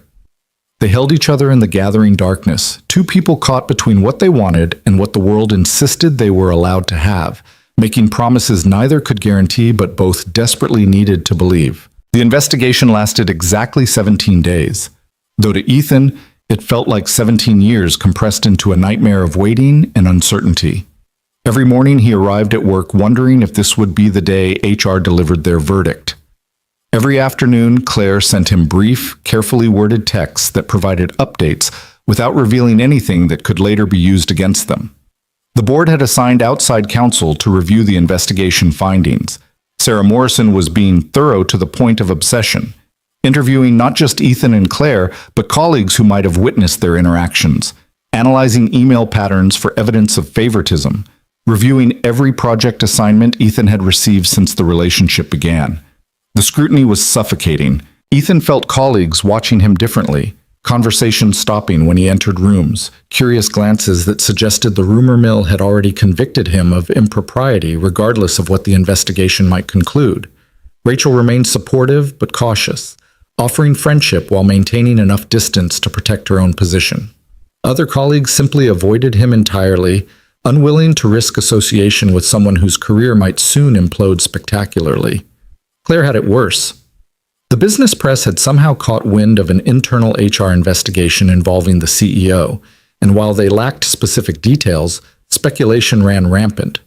Tech blogs published think pieces about power dynamics in corporate leadership. Competitors used the uncertainty to poach clients and employees. The board held emergency sessions to discuss crisis management strategies. And through it all, Claire maintained her professional composure with a strength that both inspired and devastated Ethan. They saw each other only in careful, strategic moments, brief conversations in empty conference rooms, texts sent from personal phones, one stolen weekend at Claire's apartment where they tried to pretend the outside world didn't exist. The isolation was brutal, transforming what should have been early relationship joy into a siege mentality where every moment together felt borrowed from an increasingly hostile future. The verdict arrived on a gray December morning via email from Sarah Morrison requesting their presence in her office at 2 p.m. No indication of findings, no preview of recommendations, just a sterile calendar invitation that carried the weight of impending judgment. Ethan spent the intervening hours in a state of controlled panic, his work forgotten, his attention fixed entirely on the approaching meeting. At 1:45, he left his desk and took the stairs to the fourth floor, needing the physical exertion to burn off nervous energy that threatened to overwhelm him. Claire was already waiting outside Sarah's office when Ethan arrived, her expression carefully neutral, but her hands betraying tension in the way she gripped her leather portfolio. They didn't speak, didn't acknowledge each other beyond brief eye contact that communicated everything words couldn't. Sarah emerged precisely at 2 p.m. and ushered them into her office with professional courtesy that revealed nothing about what was coming. The corporate attorney was there again, along with two board members Ethan recognized from company presentations, Margaret Chen, the board chair, and David Foster, head of the audit committee. The presence of board members suggested this was more than a routine HR matter. This was a corporate decision that would have implications far beyond Ethan and Claire's personal relationship. "Thank you both for coming," Margaret said, taking control of the meeting with the authority of someone accustomed to difficult conversations. "I'm sure you're eager to know the results of our investigation." "We are," Claire replied, her voice steady despite the stakes. Margaret nodded to Sarah, who opened a folder and began reading from what was clearly a prepared statement. "Our investigation examined the relationship between Ms. Reynolds and Mr. Walker across multiple dimensions, including the timeline of the relationship, any instances of favoritism or special treatment, communication patterns, and adherence to company policies regarding disclosure and conflicts of interest." Sarah paused, her expression softening slightly as she continued. "We found no evidence of policy violations. The relationship began outside of work contexts, was maintained separately from professional responsibilities, and was disclosed appropriately once the parties became aware it might create potential conflicts. We found no instances of preferential treatment, no exchange of confidential information, and no abuse of the power differential inherent in their respective positions." Ethan felt a rush of relief so intense it was almost painful. They'd done nothing wrong. The investigation had vindicated their careful separation of personal and professional, their determination to maintain integrity despite the complications. But Margaret's expression suggested the vindication was incomplete. "While the investigation found no policy violations," Margaret continued, "it did identify significant concerns about optics and potential conflicts of interest that could expose the company to future liability or reputational damage. Specifically, the relationship between a CEO and a subordinate employee, regardless of how carefully managed, creates an appearance of impropriety that could undermine stakeholder confidence and expose us to claims of favoritism from other employees. Claire's jaw tightened almost imperceptibly. The investigation found no actual impropriety, only the appearance of it. In corporate governance, appearance often matters as much as reality, David interjected. We have a fiduciary responsibility to protect shareholder value and company reputation. A romantic relationship between you and a subordinate employee creates risk that the board is uncomfortable accepting. So what are you recommending? Claire asked, her tone carefully controlled despite the anger Ethan could see simmering beneath. Margaret exchanged glances with David before responding. We're recommending that Mr. Walker be reassigned to a position that eliminates the reporting relationship and removes any appearance of conflict. Specifically, we'd like to offer him a lateral transfer to our Austin office, where he would assume a senior strategy role with comparable compensation and no direct or indirect reporting connection to you. The words landed like a physical blow. Austin. 1,500 miles away. A complete geographic separation that would effectively end the relationship by making it functionally impossible to maintain. That's not a remedy, Claire said, her control finally cracking. That's a punishment disguised as accommodation. You're forcing Ethan to choose between his career and his personal life. We're offering him a comparable position that addresses the conflict, Margaret corrected. Many employees would view a senior role in our Austin office as an advancement opportunity. And if I decline? Ethan asked, finding his voice despite the chaos in his chest. David's expression was sympathetic but firm. Then we'd need to explore other options. Different companies, potentially. We can provide excellent references and a severance package, but we cannot in good conscience maintain the current arrangement. Claire stood abruptly, her chair scraping against the floor with a harsh sound that echoed through the office. This is absurd. You found no evidence of wrongdoing. You acknowledged we've maintained complete professional boundaries, and now you're forcing a choice between career and relationship because you're concerned about optics? Ms. Reynolds, Margaret said calmly, please sit down. This isn't a punishment. It's a reasonable accommodation to address legitimate concerns. It's corporate cowardice, Claire shot back, but she sat anyway, her hands clenched into fists on the armrests. You're prioritizing appearance over substance, perception over actual performance. And you're doing it because it's easier than defending the nuance of a complicated situation. We're doing it because we have responsibilities beyond your personal preferences, David replied. The board has a duty to protect the company, and right now, this relationship represents risk we're not willing to accept without mitigation. Ethan felt the conversation spiraling toward confrontation that would help no one. Can I have time to consider the Austin offer? He asked, interrupting the escalating tension. Margaret nodded, visibly relieved by the de-escalation. Of course, we'd like a response within a week. The position would begin in January, giving you time to relocate if you accept. And if Mr. Walker accepts the transfer, Claire said quietly, does the board have any further concerns about my continued leadership?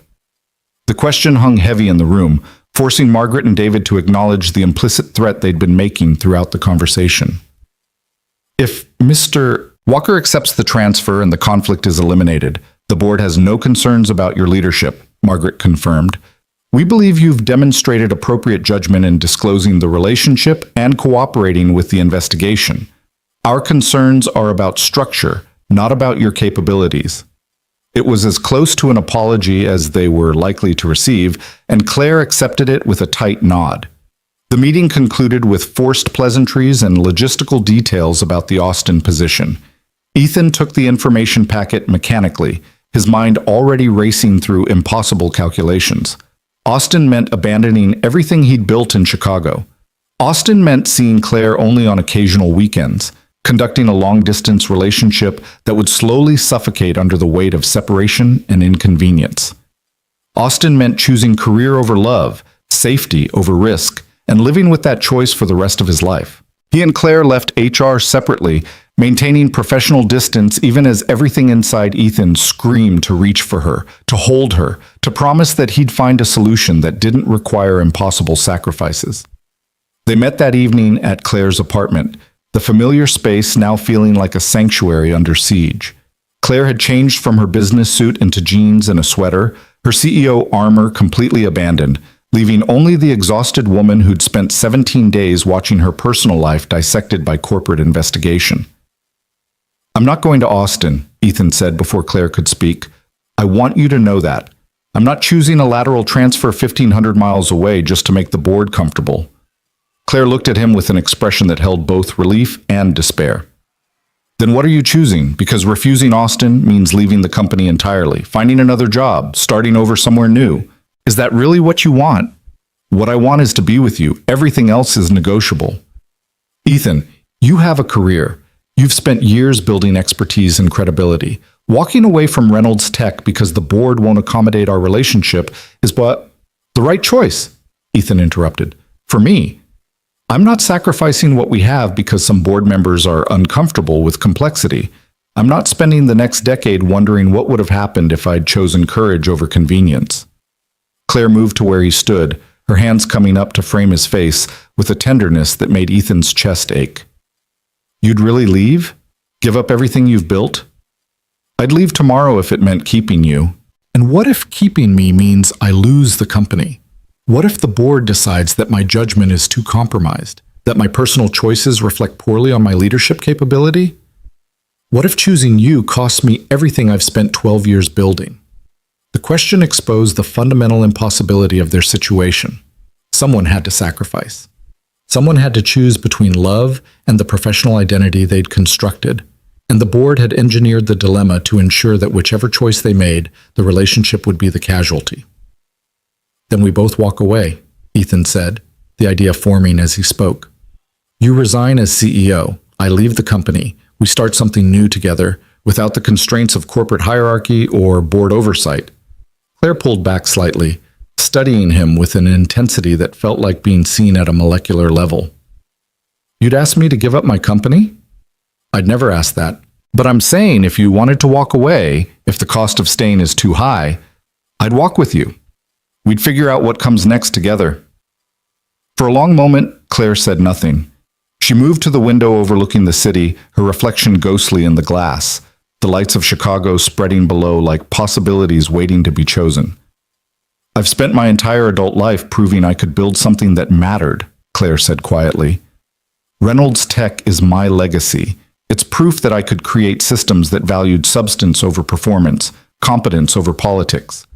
Walking away from that feels like admitting defeat, like letting the board's discomfort with my personal choices erase everything I've accomplished.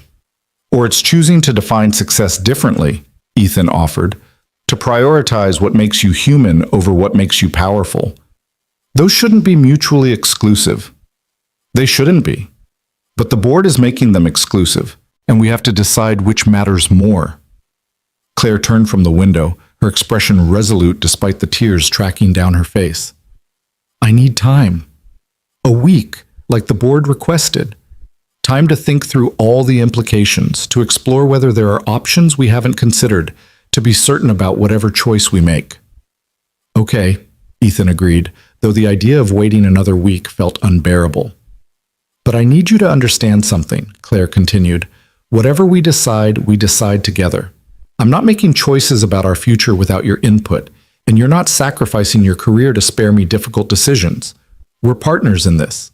Equal partners." "Equal partners," Ethan repeated, the words feeling like a promise.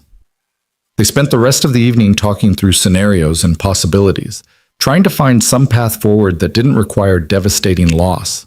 Claire considered negotiating with the board, proposing alternative accommodations that might address their concerns without geographic separation. Ethan researched employment opportunities at competing firms, discovering that his reputation made him marketable despite the complicated circumstances of his potential departure from Reynolds Tech. But every scenario came back to the same fundamental problem. As long as Claire remained CEO and Ethan remained employed at Reynolds Tech, the board would view their relationship as an unacceptable risk, and the board had enough power to make that risk intolerable for everyone involved. The week that followed was a study in sustained tension. Ethan went through the motions of work while quietly reaching out to contacts at other companies, testing the market without committing to anything. Claire attended board meetings and investor calls, performing her CEO role with the same excellence she'd always demonstrated while privately grappling with existential questions about identity and purpose. They saw each other every evening, the time together becoming both refuge and reminder of what they stood to lose. They didn't make love with the easy passion of their early relationship, but with an intensity that felt almost desperate, as though physical connection could somehow solve problems that required impossible choices. On Thursday evening, 3 days before Ethan's response to the Austin offer was due, Claire received an unexpected call from Margaret Chen. Ethan watched Claire's expression shift during the conversation, from wariness to confusion to something he couldn't quite identify. When Claire ended the call, she sat heavily on her couch, staring at her phone with an expression of stunned disbelief. "What happened?" Ethan asked. "Margaret wants to meet tomorrow. Just her and me, no other board members. She said she has a proposal she wants to discuss before the response deadline." Claire looked up at Ethan, her expression uncertain. She wouldn't give details, but she said she's been reconsidering the board's approach and wants to explore alternative solutions. "What kind of alternative solutions?" "I don't know. But the fact that she's reaching out suggests maybe there's flexibility we didn't realize existed."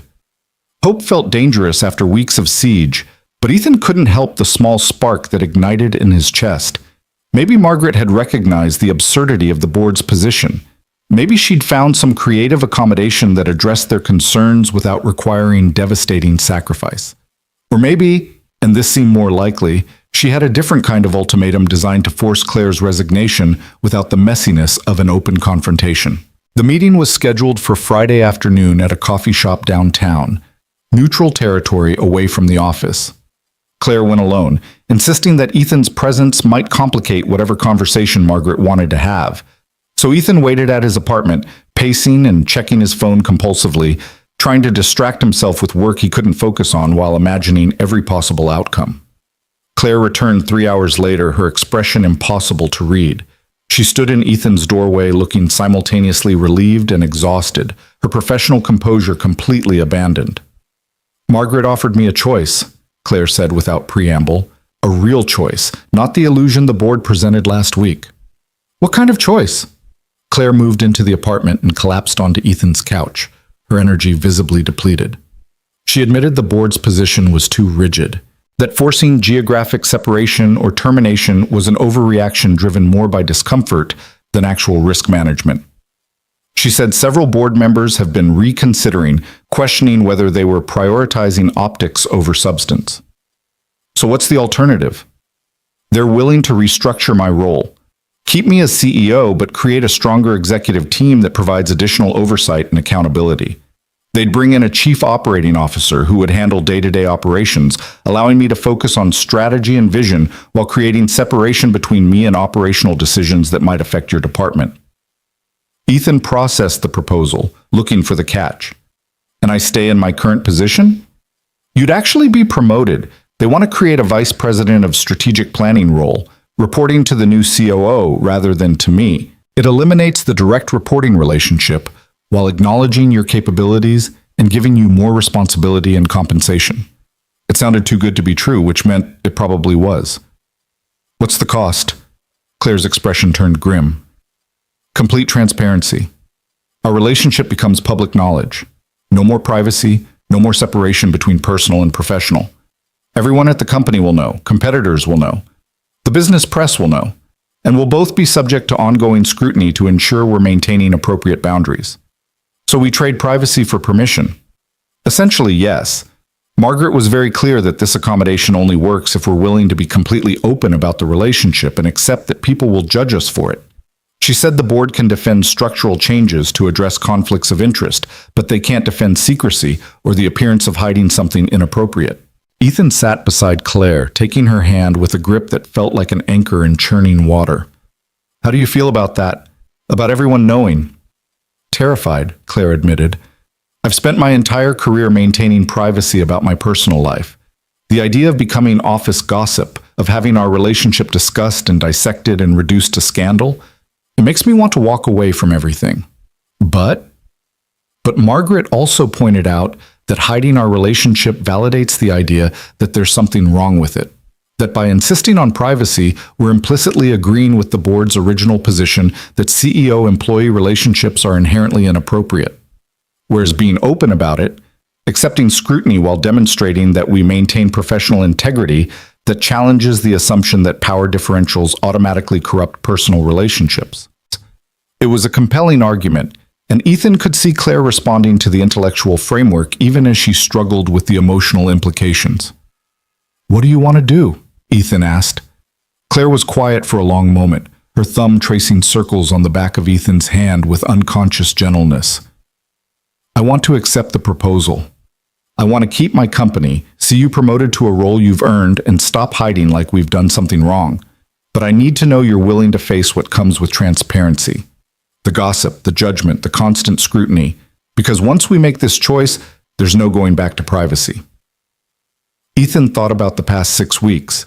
The careful separation, the stolen moments, the exhausting performance of pretending Claire was just his CEO rather than the woman he loved.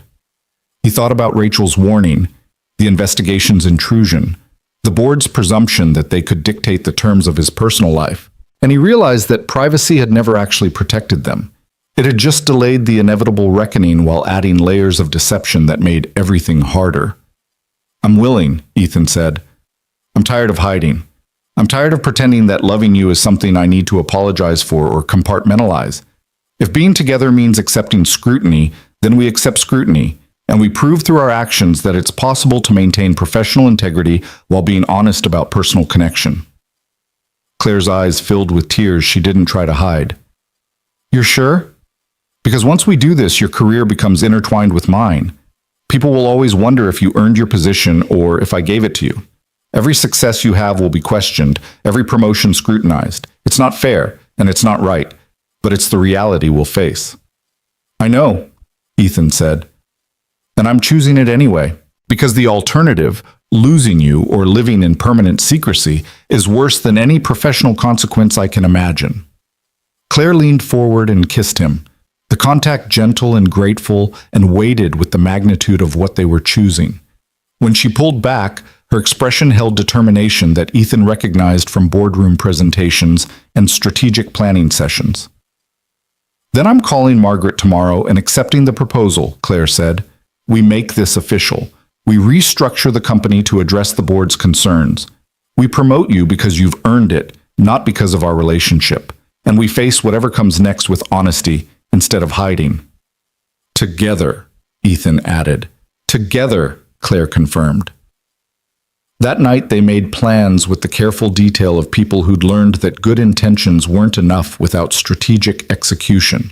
Claire would draft a company-wide announcement explaining the restructuring and acknowledging her relationship with Ethan, making it clear that the changes were designed to maintain professional integrity while respecting personal autonomy. Ethan would prepare for his new role, documenting his qualifications and achievements to preempt any suggestion that the promotion was favoritism rather than earned advancement. They anticipated the gossip, the speculation, the inevitable assumptions that would reduce their relationship to scandal regardless of the structural safeguards they implemented. And they committed to proving, through consistent professional excellence and maintained boundaries, that it was possible to be both transparent and appropriate, both personally connected and professionally ethical. On Monday morning, Claire sent the company-wide announcement. The email was brief, direct, and uncompromising in its honesty. She explained the new executive structure, introduced the incoming COO who would handle operational leadership, announced Ethan's promotion to VP of Strategic Planning, and acknowledged that she and Ethan were in a personal relationship that had been fully disclosed and appropriately addressed through restructuring. The response was immediate and overwhelming. Ethan's inbox flooded with messages ranging from supportive to incredulous to openly hostile. Rachel sent a text that simply said, "Well, you certainly picked the dramatic option." The break room conversation stopped whenever Ethan entered. Colleagues who'd been friendly became distant, their discomfort with the situation obvious despite their attempts at professionalism. But there were also unexpected moments of support. Sarah Morrison from HR stopped by Ethan's desk to congratulate him on the promotion and acknowledge the courage it took to be transparent about the relationship. Several colleagues from the strategy department sent notes expressing respect for how he and Claire had handled an impossible situation. And slowly, grudgingly, the gossip began to shift from scandal to acknowledgement that maybe, just maybe, two adults could navigate complex professional and personal dynamics with integrity. Claire faced her own reckoning.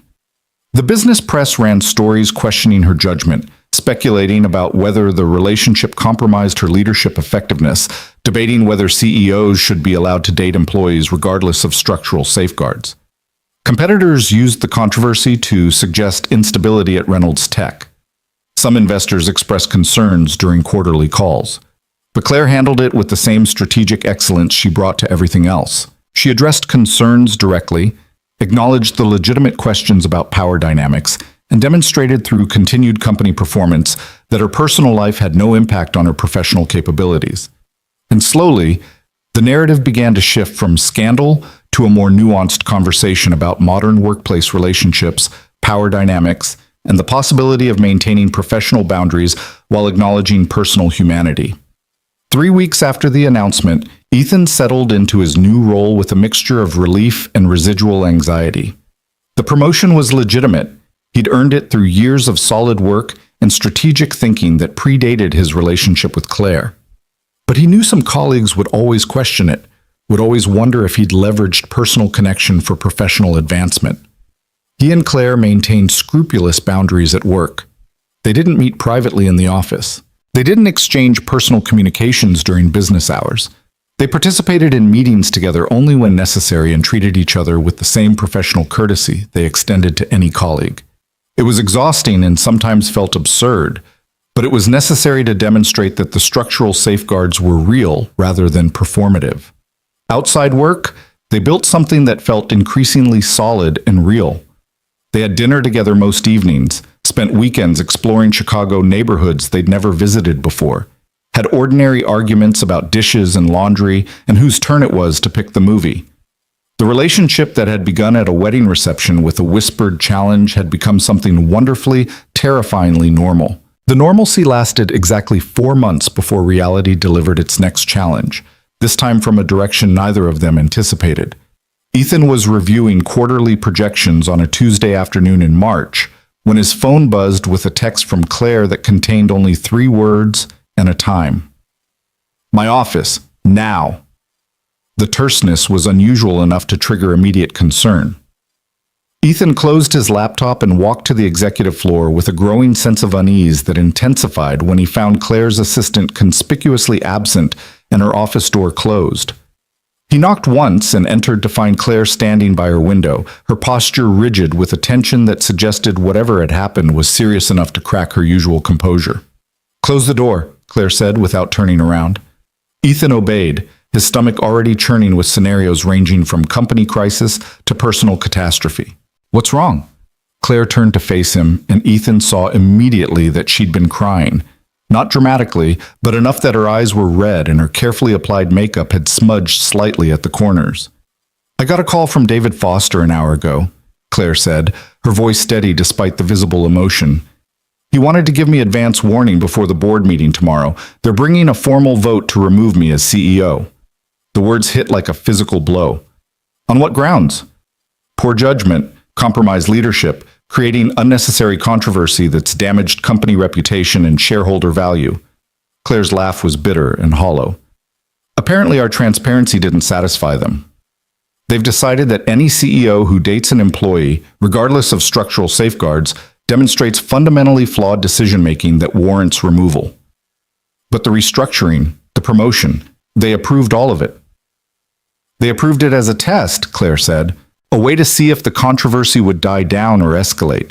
And according to David, enough board members believe the ongoing attention to our relationship is damaging enough to warrant leadership change." Ethan felt rage building in his chest, hot and acidic. "This is absurd. Company performance has been excellent. You've exceeded every metric they care about. The only thing that's changed is that you're in a relationship they find uncomfortable." "Welcome to corporate governance," Claire replied, "where perception matters more than performance and personal choices become evidence of professional inadequacy. What happens if they vote to remove you?" Claire moved away from the window and sank into her desk chair, suddenly looking exhausted in a way Ethan had never seen. "They install an interim CEO while conducting a search for permanent replacement. I'd likely be offered a severance package and a carefully worded press release about pursuing other opportunities. And Reynolds Tech, the company I built from nothing, would continue without me. We fight this, Ethan said immediately. We make them justify the removal publicly. We force them to admit they're firing you because you fell in love, not because of any actual performance failure. And if we fight and lose, I leave anyway, but without the severance or the carefully managed narrative. I become a cautionary tale about CEOs who let personal relationships compromise their judgment. Claire rubbed her eyes tiredly. I've been running scenarios all afternoon, Ethan. Every path forward has devastating consequences. Not every path. Ethan pulled a chair close to Claire's desk and leaned forward with an intensity that demanded her attention. You walk away before they can vote. You resign on your own terms, with your dignity intact, and you make it clear you're leaving because the board's position is untenable, not because their concerns are legitimate. That's still losing. It's choosing how you lose, like Ethan corrected, controlling the narrative instead of letting them write it for you. Claire studied him for a long moment, her expression shifting from despair to something more calculated. If I resign, I could make a statement, not just about my specific situation, but about the broader issues of how corporations treat leaders who refuse to separate their humanity from their professional roles. You could change the conversation, Ethan agreed. Transform this from scandal about a CEO's poor judgment into a critique of corporate structures that punish transparency and penalize honesty. It would be risky. I'd be burning bridges with the board, possibly making myself radioactive to other companies who see me as difficult or unwilling to prioritize corporate needs over personal preferences. Or you'd be positioning yourself as someone with principles worth defending, someone who chose integrity over expedience. Claire was quiet for several minutes, her fingers drumming against her desk in the unconscious pattern Ethan recognized as her thinking through complex problems. Finally, she looked up with an expression that held both resignation and determination. If I do this, if I resign before the vote, I need you to promise me something. Anything. You stay at Reynolds Tech.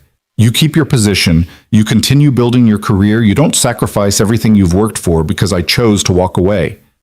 Ethan opened his mouth to protest, but Claire raised her hand to stop him. I'm serious, Ethan. If we both leave, it validates the board's position that our relationship was inappropriate enough to warrant mutual professional destruction. But if you stay and continue demonstrating excellence, you prove that the problem wasn't the relationship. It was the board's inability to accept complexity. You want me to work for the people who forced you out? I want you to prove they were wrong about you, Claire corrected. I want you to succeed so spectacularly that every assumption they made about our relationship becomes obviously absurd. And what about us? What happens to our relationship if you're no longer CEO and I'm still working at Reynolds Tech? Claire's expression softened, some of the professional calculation giving way to genuine emotion. Then we stop being a corporate scandal and start being just two people who love each other. No power dynamics, no board oversight, no scrutiny beyond normal relationship complications. We get to be ordinary, Ethan. Isn't that what we wanted? The question hung between them, exposing a truth they'd both been avoiding. The corporate drama had consumed so much energy that they'd almost forgotten what had drawn them together in the first place. Not power or status or professional advancement, but simple human connection. The whispered words during a wedding ceremony. The honest conversation over Italian food. The recognition that being seen as a person rather than a position was worth any professional cost. I don't want you to leave your company, Ethan said quietly. I don't want you to lose what you built because the board can't handle complexity. I know. But sometimes the cost of staying is higher than the cost of leaving. And I think we've reached that point. Claire drafted her resignation that evening at Ethan's apartment, sitting at his kitchen table with her laptop while he made dinner neither of them would eat. The letter was brief and precise, acknowledging her decision to resign effective immediately while making clear the board's impossible position had left her no acceptable alternative. She didn't name Ethan specifically, but referenced the personal relationship that had become the focus of board concern, and she stated unequivocally that structural safeguards had been appropriate and effective, but ultimately insufficient to address board members' discomfort with a CEO who refused to separate personal humanity from professional responsibility. It's good, Ethan said after reading the draft. Clear, principled, and impossible to misinterpret. It's also a grenade I'm throwing into the boardroom, Claire replied. Once I send this, there's no walking it back. No negotiation, no compromise, just consequences. Are you ready for those consequences? Claire closed her laptop with deliberate finality. I've been ready since the wedding. I just didn't realize it yet. She submitted the resignation at midnight, emailing it directly to Margaret Chen with copies to all board members and Sarah Morrison in HR. Then she turned off her phone, poured 2 glasses of wine, and settled onto Ethan's couch with the exhausted relief of someone who'd finally stopped fighting an unwinnable battle. What happens now? Ethan asked. Now we wait for the chaos, Claire said. The board will scramble to manage the narrative. They'll probably try to frame my resignation as mutual agreement rather than forced departure. They'll announce a search for permanent CEO while installing someone interim, and they'll very carefully avoid admitting that they pushed out a successful leader because she fell in love. Will you tell the real story? Eventually, when the dust settles and I've had time to process everything. Right now, I just want to sit here with you and remember why I made this choice. The chaos Claire predicted arrived with dawn. Her phone, turned back on out of necessity, exploded with calls and messages. The board wanted emergency meetings. HR needed exit interviews. The executive team demanded clarity about transition plans. And the media, somehow already aware of the resignation, wanted statements and interviews and insider perspectives on the shocking departure of Reynolds Tech's founding CEO.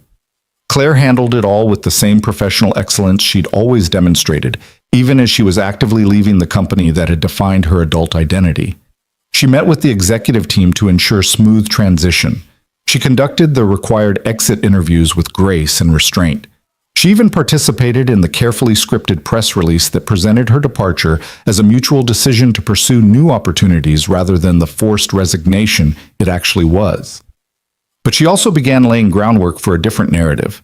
She reached out to trusted business journalists with background information about the board's concerns and the impossible position they'd created. She spoke confidentially with industry peers about the broader issues of how corporations handle executive relationships and personal autonomy. And she started planning what would come next, not just for her career, but for the larger conversation about leadership, humanity, and the cost of transparency in corporate environments. Ethan, meanwhile, faced his own reckoning at Reynolds Tech. The resignation sent shockwaves through the company, and everyone knew the real reason behind Claire's departure, even if the official narrative pretended otherwise. Colleagues approached him with expressions ranging from sympathy to suspicion, some offering support while others clearly blamed him for the CEO's exit. Rachel cornered him in the break room on Claire's 3rd day of terminal leave, her expression serious. People are saying you should resign too, that staying after what happened to Claire makes you complicit with the board's decision. People can say whatever they want, Ethan replied, pouring coffee with hands that trembled slightly despite his attempt at composure. I'm staying because Claire asked me to, because walking away would validate the board's position that our relationship was inappropriate enough to warrant mutual professional destruction. And you're okay being the person who kept his job while his girlfriend got forced out? I'm not okay with any of this, Ethan admitted, but I trust Claire's judgment. She said staying and succeeding proves the board wrong about me. So that's what I'm doing. That's going to be a lonely position. Probably, but it's the right one. Rachel studied him for a long moment, then nodded slowly. For what it's worth, I think you're brave. Stupid, maybe, but brave. I'll take it. The interim CEO who replaced Claire was a board member named Thomas Wright, a competent but uninspiring executive who'd built his career through careful risk avoidance and political maneuvering rather than innovation or vision. He called an all-hands meeting his first week to reassure employees that Reynolds Tech's mission and values remained unchanged despite leadership transition. Ethan sat in the back of the crowded auditorium and listened to Thomas deliver platitudes about continuity and stability, and he felt rage building in his chest at the fundamental dishonesty of the performance. Claire had built this company on principles of transparency and valuing substance over performance, and the board had replaced her with someone whose primary qualification was his willingness to prioritize corporate comfort over authentic leadership. After the meeting, Ethan returned to his office and drafted an email he'd been composing mentally for days. It was addressed to the entire executive team and key department heads, and it laid out a proposal for a company-wide initiative focused on relationship policies and power dynamics in corporate environments. The proposal was carefully framed around business objectives, improving retention, enhancing workplace culture, reducing legal liability from unclear relationship policies.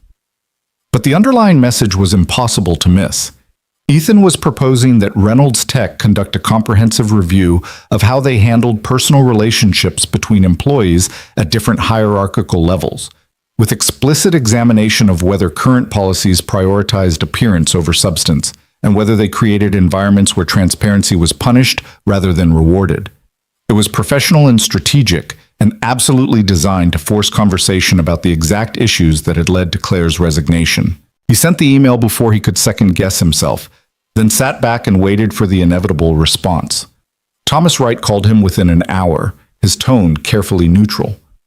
"Ethan, I've reviewed your proposal. It's provocative." "It's necessary," Ethan corrected. "We just lost our founding CEO over relationship policy concerns. If we don't examine those policies critically, we're guaranteeing the same issues will arise again. The board may view this proposal as inappropriate given your personal involvement in the situation. The board can view it however they want, but the proposal stands on its merits regardless of my personal circumstances. And if they're unwilling to consider it because of who's proposing it, that says more about their limitations than mine." There was a long pause on the other end of the line. Finally, Thomas spoke again, his tone slightly warmer. "I'll present it to the board. No promises about their response, but I'll make sure they see it. That's all I'm asking." The board's response came 2 weeks later in the form of a carefully worded rejection that praised Ethan's initiative while explaining that current policies were adequate and comprehensive review wasn't warranted at this time. It was corporate speak for, "We're not interested in examining our own failures," and Ethan wasn't surprised. But he'd accomplished what he'd intended. The proposal had forced conversation about the real reasons for Claire's departure. It had put the board on record as refusing to examine policies that had cost them their most successful CEO. And it had established Ethan as someone willing to challenge comfortable narratives even when doing so was professionally risky. Rachel sent him a text after the board's rejection was circulated. "You're either incredibly brave or incredibly stupid. I haven't decided which." Ethan smiled and typed his response. "Why can't it be both?" 3 months after Claire's resignation, Ethan was working late when his office phone rang with an internal extension he didn't recognize. He answered to find Margaret Chen on the other end, her tone unexpectedly warm. "Ethan, do you have a few minutes?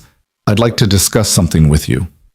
They met in a small conference room far from executive offices, the location choice suggesting Margaret wanted privacy. She arrived carrying a folder that she set on the table between them with deliberate care. "I owe you an apology," Margaret said without preamble. "The board made a mistake with Claire. We let discomfort with complexity override our responsibility to support excellent leadership, and we lost someone irreplaceable as a result." Ethan wasn't sure how to respond, so he said nothing and waited for Margaret to continue. "I've spent the past 3 months watching Thomas try to fill Claire's shoes, and it's become increasingly obvious that we downgraded significantly. Not because Thomas is incompetent, but because Claire brought something exceptional that we took for granted until it was gone." Margaret opened the folder and slid a document across the table.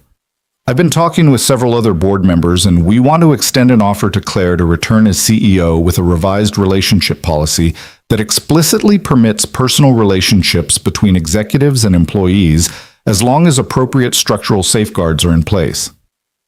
Ethan stared at the document without touching it. "You want Claire back?" "We want to correct our mistake," Margaret said, "and we're hoping you'll help us make that case to her." "Why would she come back? You forced her out because she refused to choose between her personal life and her professional identity. Why would she trust you not to do the same thing again when the next complicated situation arises?" "Because we're putting it in writing," Margaret replied. "The revised policy isn't just verbal assurance.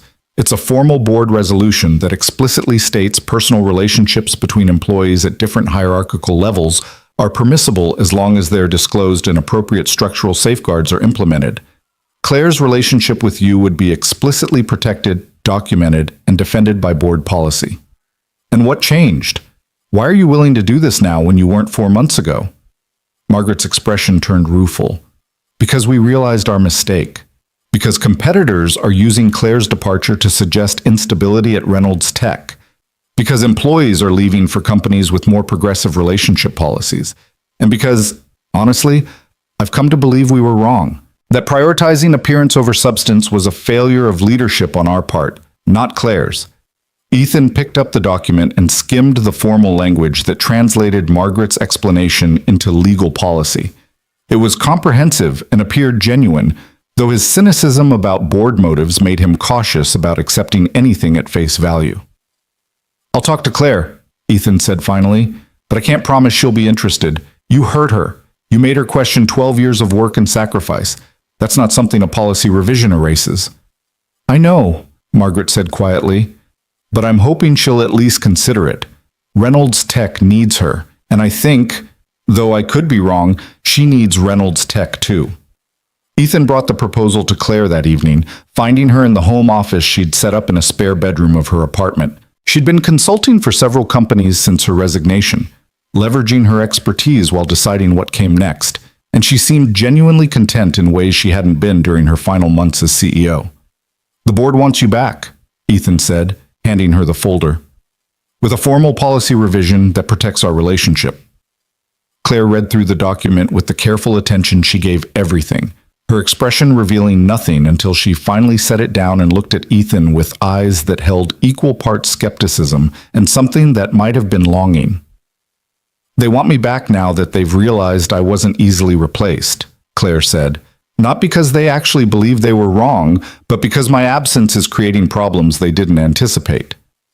Does it matter why they want you back if the policy revision is genuine? It matters to me. I don't want to return just to fix problems they created by forcing me out. I want to return, if I return, because they've genuinely reconsidered their position on leadership and humanity. So, talk to Margaret, hear what she has to say, and then decide based on whether you believe she's sincere." Claire was quiet for a long moment, her fingers tracing the edge of the policy document with unconscious precision. "If I go back, nothing will be the same. I'll always know the board can withdraw support if I make choices they find uncomfortable. I'll always be looking over my shoulder, wondering when the next impossible situation will arise. Or you'll have established that you won't be forced out for being human, that you can make personal choices without sacrificing professional credibility. That transparency and structural safeguards actually work when combined with leadership that refuses to apologize for complexity. You're very good at reframing defeat as victory. I learned from the best." Claire smiled despite herself, then pulled Ethan close with a gentleness that felt like both question and answer. "What do you want me to do?" "I want you to do whatever makes you happy. If that's returning to Reynolds Tech and reclaiming the company you built, I support that completely. If it's staying independent and building something new without board oversight, I support that too. I just want you to choose based on what you want, not on what you think you should want or what other people expect. And what about you? What happens to your position if I return as CEO? The policy revision explicitly allows our relationship. The structural safeguards we implemented are still in place. Nothing changes professionally except that we stop pretending there's something wrong with a CEO and a VP being in a relationship as long as they maintain appropriate boundaries." "Nothing changes except everything," Claire said softly. "Because if I return, we're making a statement that we refuse to let corporate discomfort dictate our personal choices, that we're willing to be visible and vulnerable and subject to ongoing scrutiny because the alternative, hiding or separating, is worse than any professional consequence." "Yes," Ethan agreed. "That's exactly what we're doing." Claire met with Margaret 3 days later at the same coffee shop where they'd discussed alternatives before Claire's resignation. Ethan wasn't present for the conversation, but Claire recounted it that evening with a mixture of surprise and cautious optimism. "Margaret apologized," Claire said. "Really apologized. Not the corporate non-apology where someone regrets that you feel hurt, but actual acknowledgement that the board made a mistake and caused real harm. She said she's been thinking a lot about leadership and humanity, about how corporations claim to value whole persons while punishing any deviation from narrow professional identities. And she said, watching me leave made her realize how much potential the company loses when leaders are forced to choose between authenticity and acceptance. Do you believe her? I think I do, Claire said slowly. She seemed genuinely reflective rather than just strategically accommodating. And the policy revision isn't just about me and you, it's a broader framework for how Reynolds Tech handles all relationship disclosures going forward. It's institutional change, not just individual exception. So what did you tell her? That I'd think about it. That I needed time to consider whether returning was the right choice or just the familiar one. Claire looked at Ethan with an expression that held both vulnerability and determination. What do you think I should do? Ethan had thought carefully about this question, knowing Claire would ask it and wanting to provide an answer that was honest without being prescriptive. I think you built something extraordinary at Reynolds Tech, something that challenged conventional corporate assumptions and proved that substance could matter more than performance. And I think walking away permanently because the board temporarily lost sight of those values means they win. They get to replace what you built with something safer and less challenging. But if you return with explicit protection for the principles you care about, you reclaim not just the company, but the possibility that corporations can actually evolve beyond narrow definitions of appropriate leadership. That's a very strategic answer. You asked what I think, not what I feel. Okay, what do you feel? Ethan pulled Claire into his arms, holding her with a fierceness that communicated everything words couldn't. I feel like you deserve to lead the company you built. I feel like the board doesn't deserve your brilliance after how they treated you. And I feel like whatever you decide, I'm with you completely. No reservations, no conditions, just partnership. Claire buried her face against Ethan's chest, and he felt her shoulders shake with emotion she rarely allowed herself to express. When she finally spoke, her voice was muffled but clear. I want to go back. Not because they want me, but because I want to prove that leaving was a mistake. Theirs, not mine. I want to demonstrate that leadership and humanity aren't mutually exclusive. And I want to build the kind of company where other people don't have to make the impossible choices we faced. Then go back, Ethan said simply. Reclaim what's yours. Claire returned to Reynolds Tech 6 weeks later, amid carefully orchestrated announcements and strategic messaging. The board framed her return as evidence of their commitment to progressive leadership policies. Claire positioned it as an opportunity to implement institutional changes that protected employee autonomy while maintaining professional standards. And the business press, somewhat surprisingly, treated it as a case study in corporate evolution and the changing nature of workplace relationships. Ethan watched from the audience as Claire addressed the all-hands meeting on her first day back, her presence commanding the room with the same excellence he remembered from before her resignation. She talked about the past 6 months with remarkable honesty, acknowledging the board's initial resistance to her relationship with Ethan, her decision to resign rather than accept untenable conditions, and the institutional changes that had made her return possible. I'm not here because the board realized they made a mistake, Claire said, her voice carrying clearly through the crowded auditorium. I'm here because we collectively decided that corporations can be better than they traditionally have been, that we can value whole persons rather than demanding employees fragment themselves into acceptable professional personas, that transparency and appropriate boundaries can coexist, and that leadership requires the courage to challenge comfortable assumptions about what's possible. The applause was genuine and sustained, and Ethan felt something loosen in his chest that had been tight since Claire's resignation. She was back. They were both here. And the company that had nearly destroyed itself trying to punish their relationship was now defending it as evidence of progressive values. It was absurd and imperfect and absolutely worth every impossible choice they'd made. Life settled into rhythms that felt both familiar and transformed. Claire resumed her CEO responsibilities with renewed energy, implementing relationship policies across the company that protected disclosure while preventing retaliation. Ethan continued building his career without the shadow of impropriety that had haunted his promotion, proving through consistent excellence that his position was earned rather than gifted. They maintained scrupulous professional boundaries at work. No private meetings in Claire's office, no personal communications during business hours, clear separation between their professional and personal roles. But outside work, they built something that felt increasingly permanent and real.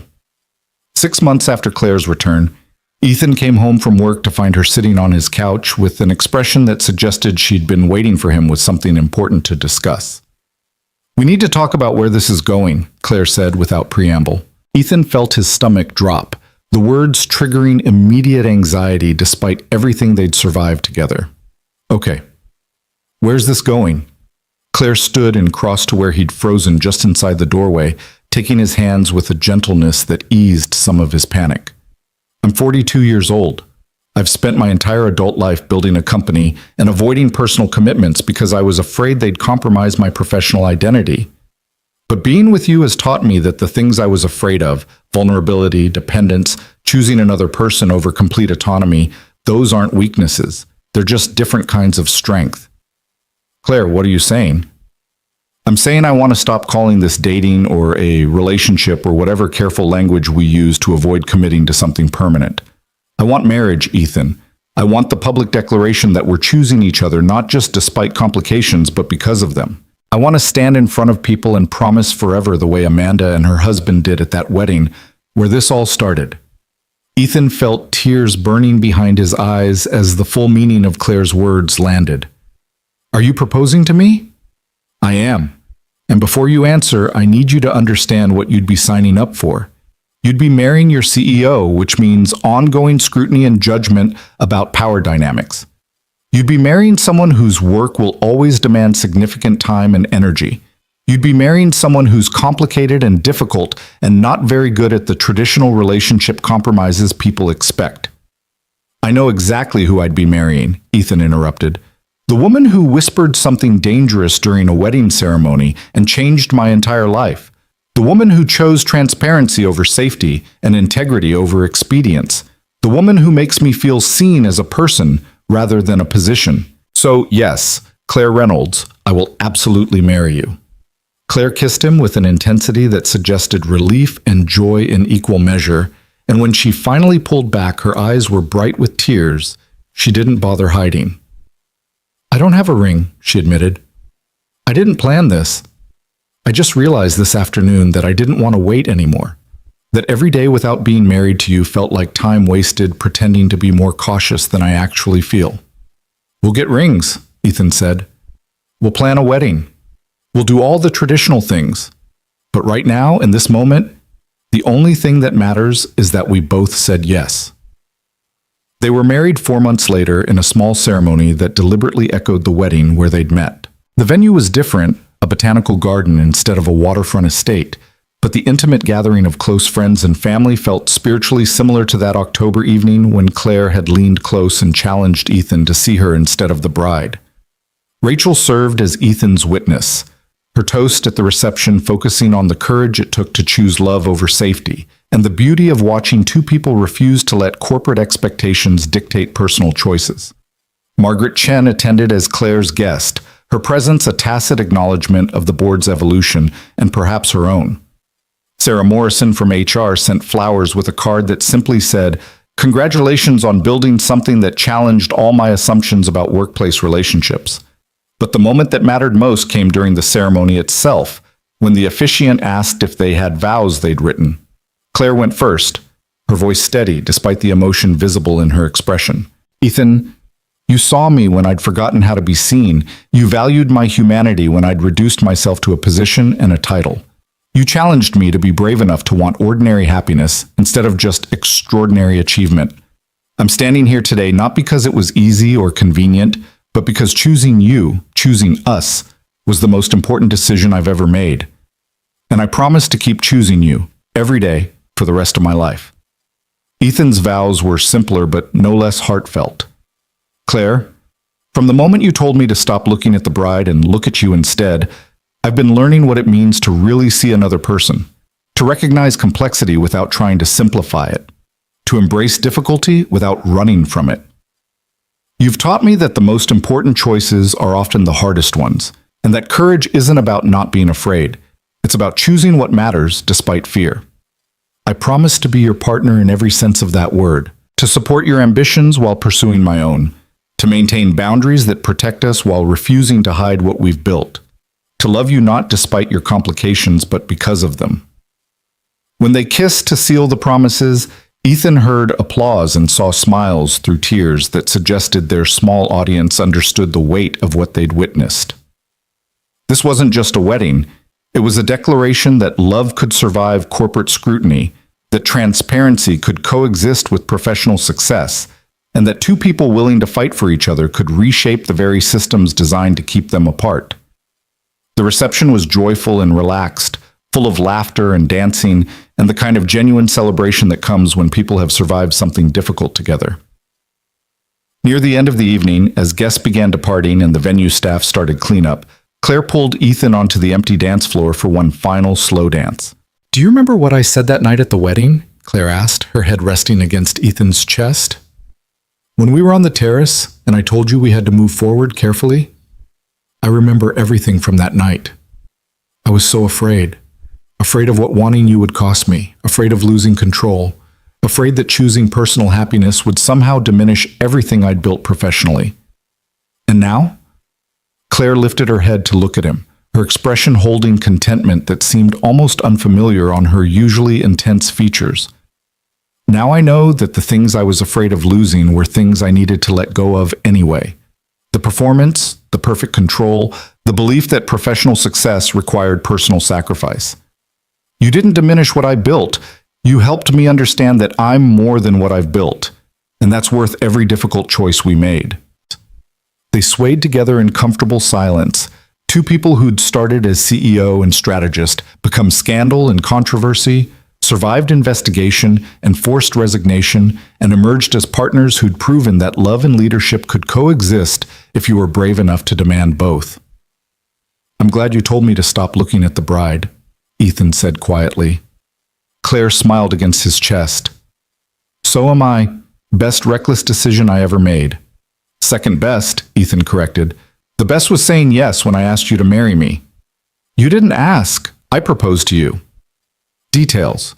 Claire laughed, the sound genuine and unguarded, and Ethan felt a contentment settle over him that had nothing to do with professional success or corporate vindication.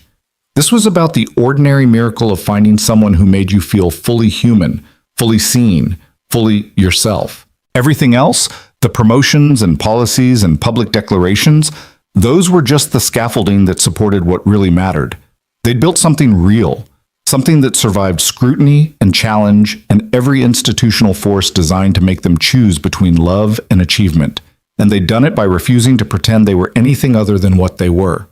Two complicated people who'd chosen each other despite every logical reason to walk away. Months later, on an ordinary Tuesday evening, Ethan came home from work to find Claire cooking dinner with music playing and a contentment in her movements that suggested she'd finally found peace with the balance between professional excellence and personal joy. She looked up when he entered, her smile immediate and warm, and Ethan was struck by how different this moment felt from those early days of careful compartmentalization and hidden connection. "How was your day?" Claire asked, the question mundane but weighted with genuine interest. "Good, productive." Thomas complimented the strategic framework I presented in the executive meeting, said it demonstrated exactly the kind of clear thinking that justifies my promotion. "He's right. You're exceptional at what you do." Coming from my CEO wife, that's either a compliment or a conflict of interest. Claire laughed and crossed the kitchen to kiss him, the casual intimacy of the gesture evidence of how far they'd traveled from those first careful boundaries. "It's both. And I'm allowed to acknowledge your excellence even if it creates awkward optics. The board would probably prefer you didn't. The board has learned to accept that I'm going to prioritize substance over appearance. They'll adjust." They ate dinner and talked about ordinary things, upcoming meetings, weekend plans, the frustrating traffic that had made Claire's commute 20 minutes longer than usual. It was domestic and unremarkable and absolutely perfect in its normalcy. Later, lying in bed with Claire's breathing evening out as sleep claimed her, Ethan thought about the wedding invitation that had arrived months ago, the one he'd almost thrown away without opening. That single decision to RSVP yes to a peripheral connection celebration had set in motion everything that followed. The whispered challenge during a ceremony, the dangerous attraction, the investigation and resignation and corporate battle that had tested every assumption about what relationships could look like in professional contexts. He thought about Claire's question from their wedding day, about whether she was a person or always the CEO. And he realized the answer was that she was both, complicated and brilliant and difficult and extraordinary, and that loving her meant accepting all of it without trying to simplify or compartmentalize. They'd chosen each other. They'd survived corporate scrutiny. They'd proven that transparency and boundaries could coexist, that leadership and humanity weren't mutually exclusive, that two people willing to fight for what mattered could reshape systems designed to keep them apart.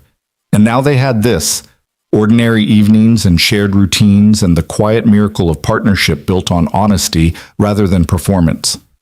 It wasn't the story either of them expected. It certainly wasn't simple or convenient, but it was real, and it was theirs, and that made every impossible choice absolutely worth it.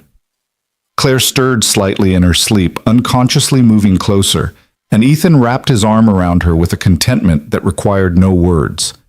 They'd built something that survived everything thrown at it. They'd chosen courage over comfort, transparency over safety, love over expedience. And they'd do it again, every single time, without hesitation or regret. Because some things, some people, are worth fighting for, worth risking everything for, worth choosing, publicly and irrevocably, despite every logical reason to walk away. Claire Reynolds had taught him that, and Ethan Walker had reminded her. Together, they'd proven it was possible to have both professional excellence and personal joy, both leadership and love, both achievement and authentic connection. They'd stopped looking at what they were supposed to want and looked at each other instead. And everything had changed.